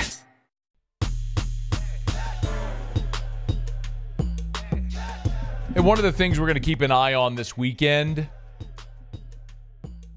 LSU has a visit from Florida edge rusher, Jack Pyburn. He's locked in 2 visits, according to Hayes Fawcett, and his 2 visits that he's got locked right now are LSU and Texas A&M. So Jack Pyburn is going to be at LSU this weekend. So you're talking about an edge rusher, a defensive end from Florida in the SEC, who's obviously played in the SEC now. He's 6'3", 265 pounds. He's a junior. He was a member of the 2022 class, so played in 8 games as a freshman, played in 8 games as a sophomore in 2023 before suffering an injury that ended his season. And then this year in 2024, he finished with 60 tackles, 1 sack. He ended up with 4 TFLs. So again, a veteran player who you're looking for defensive end help, losing both Swinson and Savion Jones. So this is another player that LSU's got coming to campus, and Jack Pyburn, who will be entering his 4th collegiate season. Again, a veteran player that you're looking at to that defensive front. So we'll keep you posted. As we mentioned earlier, it's exciting to talk about all the visits and LSU being in the mix for a lot of these guys. You got to land them. And they started that today with Bauer Sharp, the tight end from Oklahoma. And the Tigers are projected by all the analysts to land 3 more prospects who we've talked a little bit about so far with Barry Brown from the receiver. Barry Brown, the receiver from Kentucky. Braylon Moore, the center from Virginia Tech. And there's one more I'm forgetting. Who am I forgetting? You remember? Who am I forgetting? Okay. I'll remember it anyway. There's another one that LSU's projected to land. Jakeem Jackson. That's what it was. I knew I had it somewhere on the sheets. Jakeem Jackson, the cornerback from Florida. So they got 1 already, projected to land 3 more, and plenty more visits to go. So y'all don't go nowhere. It's going to be a hectic next few weeks as LSU makes its way through bowl practice and they continue recruiting here in the portal. All right, it is After Further Review. Saints Commanders, Sunday from the Dome, noon. Commanders are up to 7.5-point favorites. That game opened around a field goal, 3.5. When the news of Derek Carr's injury and likely being out, that line shot up, and it hasn't done anything but continue to climb. Washington just has a ton to play for. The Commanders right now have an 85% chance to make the postseason per ESPN analytics. If the Commanders beat the Saints, that jumps up to 92%. They're 8-5. They'd go to 9-5 with a win against New Orleans. With a loss, their playoff odds, the Commanders, would fall to 68%. So the Saints, as we know, have a less than 1% chance of making the playoffs. For New Orleans, this isn't about making the playoffs. For New Orleans, this is about 2 things. For Darren Rizzi, he's trying to win this job. Darren Rizzi's been the head coach for 4 games. He's 3-1. They played an atrocious football game last week up in New York. Like 2 bad teams, and somebody had to win it. The Saints won it. And the one game they lost was certainly one that got away against the Rams.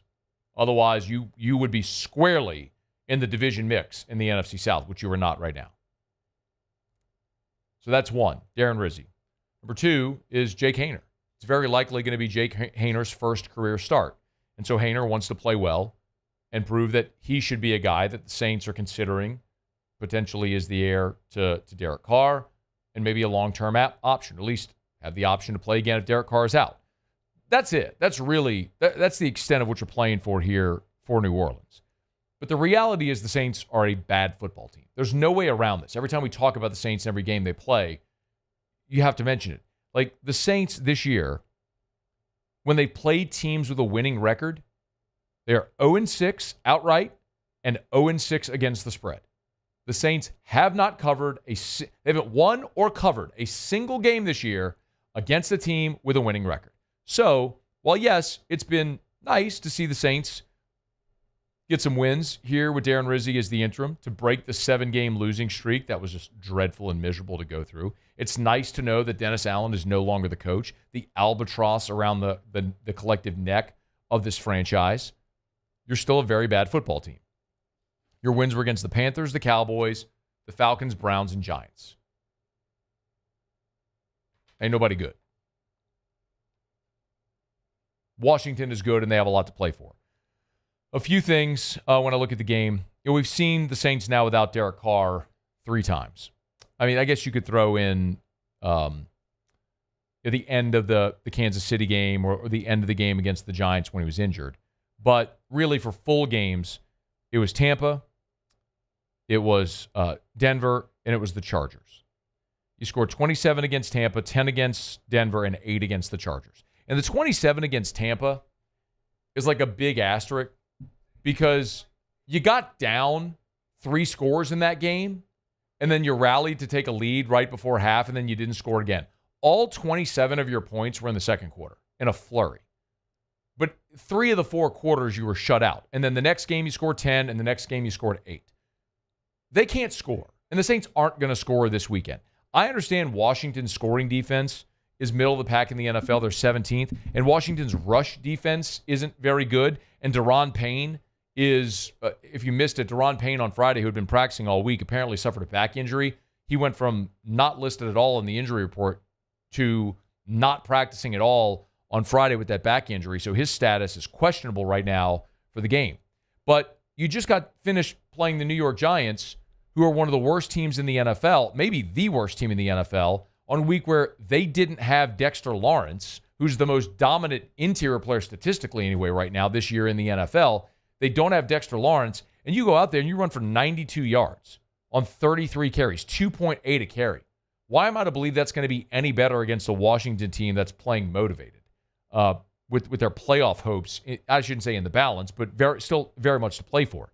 Then the other side of this is New Orleans against a rushing quarterback. The Saints have been atrocious historically against running quarterbacks. And sometimes year to year, that doesn't always play forward, but that has been the case again this year. And now you're facing Jaden Daniels, who is right there with Lamar Jackson among the best rushing quarterbacks in the NFL. So when that has been an Achilles heel for New Orleans over the last decade, I don't know why it would be any better this week. I mean, Jaden Daniels is averaging over 5 yards a carry. He's rushed for 590 yards. He's only 50 yards behind Brian Robinson on the season in rushing. He's got 6 rushing touchdowns. This is a bad matchup in every way. You don't have good receivers. Marshawn Lattimore is available for them. That's going to bolster their secondary. You're not very good at running the football. They're not very good at stopping the run. I don't know why that's dramatically going to improve. You don't have Derek Carr. You're playing Jake Haener making his first career start.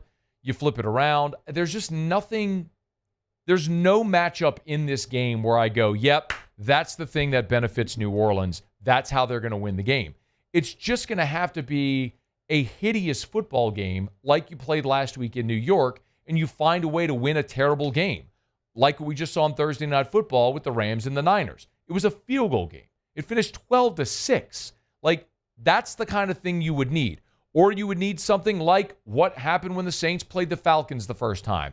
And the Saints lost that game despite not allowing an offensive touchdown by the Falcons. You just gave them scores.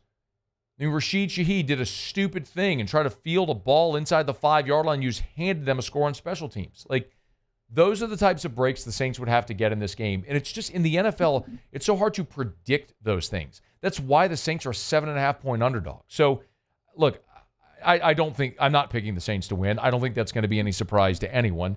I don't think they're going to win this game, and I don't think they're going to win next week either at Green Bay. I think they have a great chance, if Derek Carr is back, to beat the Raiders in the second to last week. And then I think they're going to play Tampa in the final week of the season, and Tampa's going to be playing for the division. And I think Tampa's going to beat them. So I think the Saints have one win left. It's going to be against the Raiders, and I don't think the Saints do anything offensively Saturday or Sunday in the Dome. I think Jaden Daniels and the Commanders win this 27-10. I think it is a relatively easy win for the Commanders. I don't think that they will be in any way challenged in this game, because I don't know that there's anywhere in this game the Saints can challenge the Washington Commanders. So Give me the Commanders to beat the Saints, and I think this final month of the season is going to be a real challenge, made even more complicated by the fact that you don't have Derek Carr likely this week and for the foreseeable future.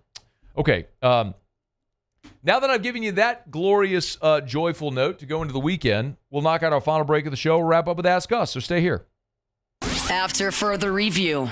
Get Gordon and get it done. Gordon McKernan Injury Attorneys. If you've been injured in an accident, it's not your fault. Do what injured people in our state have done for 30 years, more than 30 years. Get Gordon and get it done. Of course, you can go to getgordon.com, getgordon.com. They're going to have the bike giveaway this weekend. So last week, they did the bike giveaway, I believe in Alexandria. Really cool. You can go see some of that social media, some of the videos of that on social media. You can always go to getgordon.com or go to @getgordon on any of the social media platforms. Again, @getgordon on Twitter or Instagram, TikTok or Facebook. It's all there. The other thing you can do is you can catch all of the really cool NIL videos. There's one with Sean Squirrel Burrell, the two-time national champion track and field athlete at LSU. That video, that sit-down one-on-one right now, is posted. If you want to go check it out, just go to @getgordon on any social media platform. Most importantly, though, if you've been injured in an accident, it's not your fault. Do what injured people in our state have done for 30 years. Get Gordon and get it done. The Windsor Senior Living Community in Mandeville, Louisiana is a beautiful, vibrant apartment community geared toward seniors. They are nestled right in the heart of Mandeville, where seniors live a more carefree lifestyle in spacious apartments with the peace of mind that comes from having a little extra help. Call the Windsor at 985-624-8040 to schedule a lunch and tour. Come see how the Windsor can be your passport to peace of mind. Electricity is all around us, and our families depend on it. Every day is sparked by the power of a cold drink or a warm meal, a movie night, and a comforting light at the end of a dark hallway. From sunrise to sunset, playtime to bedtime, our team is ready to take care of your electrical needs. Even in the case of an after-hours emergency, the light in your life shines brighter with Mr. Electric. Hey, it's Matt Moscona. For years, you've heard me tell you about Insurance Network of Louisiana, helping you find better coverage for less money. But it's not just for your home and auto. They also offer commercial property. So, retail stores, professional offices like doctors, dentists, attorneys, clothing boutiques. Insurance Network of Louisiana can find you better coverage for less money. They service the entire state of Louisiana, and they're local. So call today at 293-0450 or lainsurance.net. I've been doing business with Luba for 25 years. They're dependable, trustworthy. It's just the attention to detail with our clients. Our folks have years and years of experience. They're highly trained professionals. But many companies have that asset. What I'd like to think makes Luba a bit different is that we use those talents in a way that truly is dedicated to serving the needs of the folks who depend on us. Jerry and Benny Payne began Central Plumbing Company out of their driveway in Tanglewood subdivision. 50 years later and 4 generations down the road, we continue to serve Baton Rouge and the surrounding areas for all of their plumbing needs. Residential, commercial, industrial, or hospitality, Central Plumbing is here 24/7, 365. We want to thank our customers, family, and friends for 50 years of success. And looking forward to 50 more.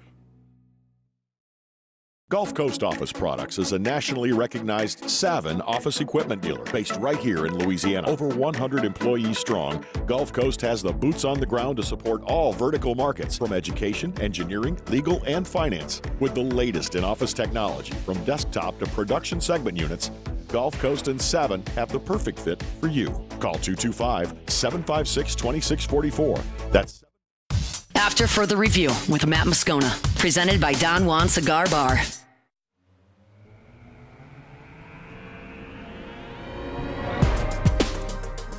All right, down the stretch we come. Final segment here.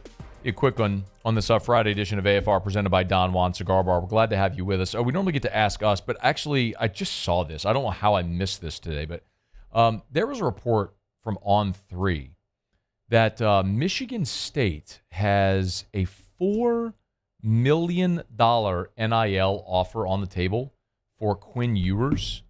Now, Now, Anwar Richardson, who covers Texas, is reporting that Quinn Ewers still intends to declare for the draft. But this is Brody Sheets, who's got On3. He's got ESPN in his handle, and he's got On3 in his bio. Let's see. He's from, he writes for On3, and he's Michigan State's On3 guy, Brody Sheets. Michigan State willing to pay $4 million for Quinn Ewers next year. Now, Ewers intends to declare for the draft, but several scouts apparently have Ewers outside their top 4, leaving a transfer possible. That is one certainly worth following. Arch Manning would be in line to take over at Texas.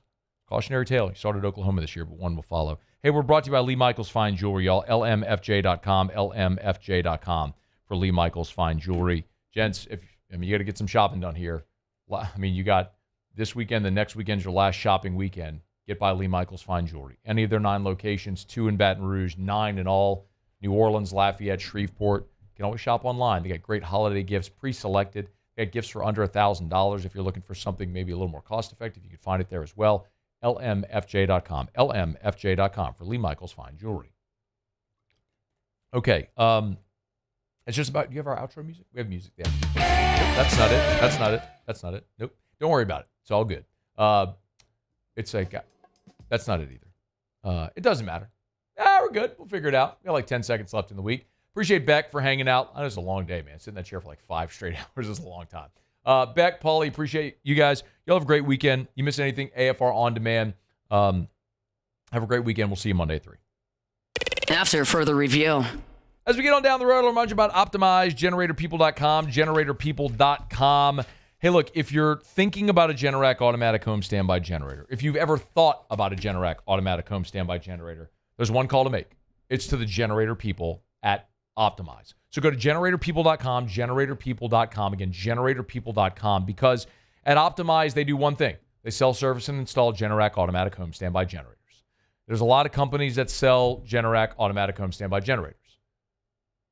But do you really want an HVAC company who also has a generator division? Do you want an electrical company? Well, they'll come, wire your home, but they also do, we'll do generators too while we're here. No. At Optimize, they do one thing. They sell, service, and install Generac automatic home standby generators. That's why they're the best. The number one Generac dealer in Louisiana is Optimize. So you go to GeneratorPeople.com. That's GeneratorPeople.com. For Optimize, the Generator People, go to GeneratorPeople.com. Gulf Coast Bank and Trust is giving our customers the power to bank anywhere, anytime during this challenging event. And we're right there with you. Our mobile banking app is a smart way to manage your money and time. Gulf Coast Bank and Trust, the bank that cares about you. It's no secret. The best oysters in Baton Rouge are at Jolie Pearl Oyster Bar. Enjoy mouth-watering South Louisiana flavor and oysters from all over the country. And don't forget our nightly drink specials.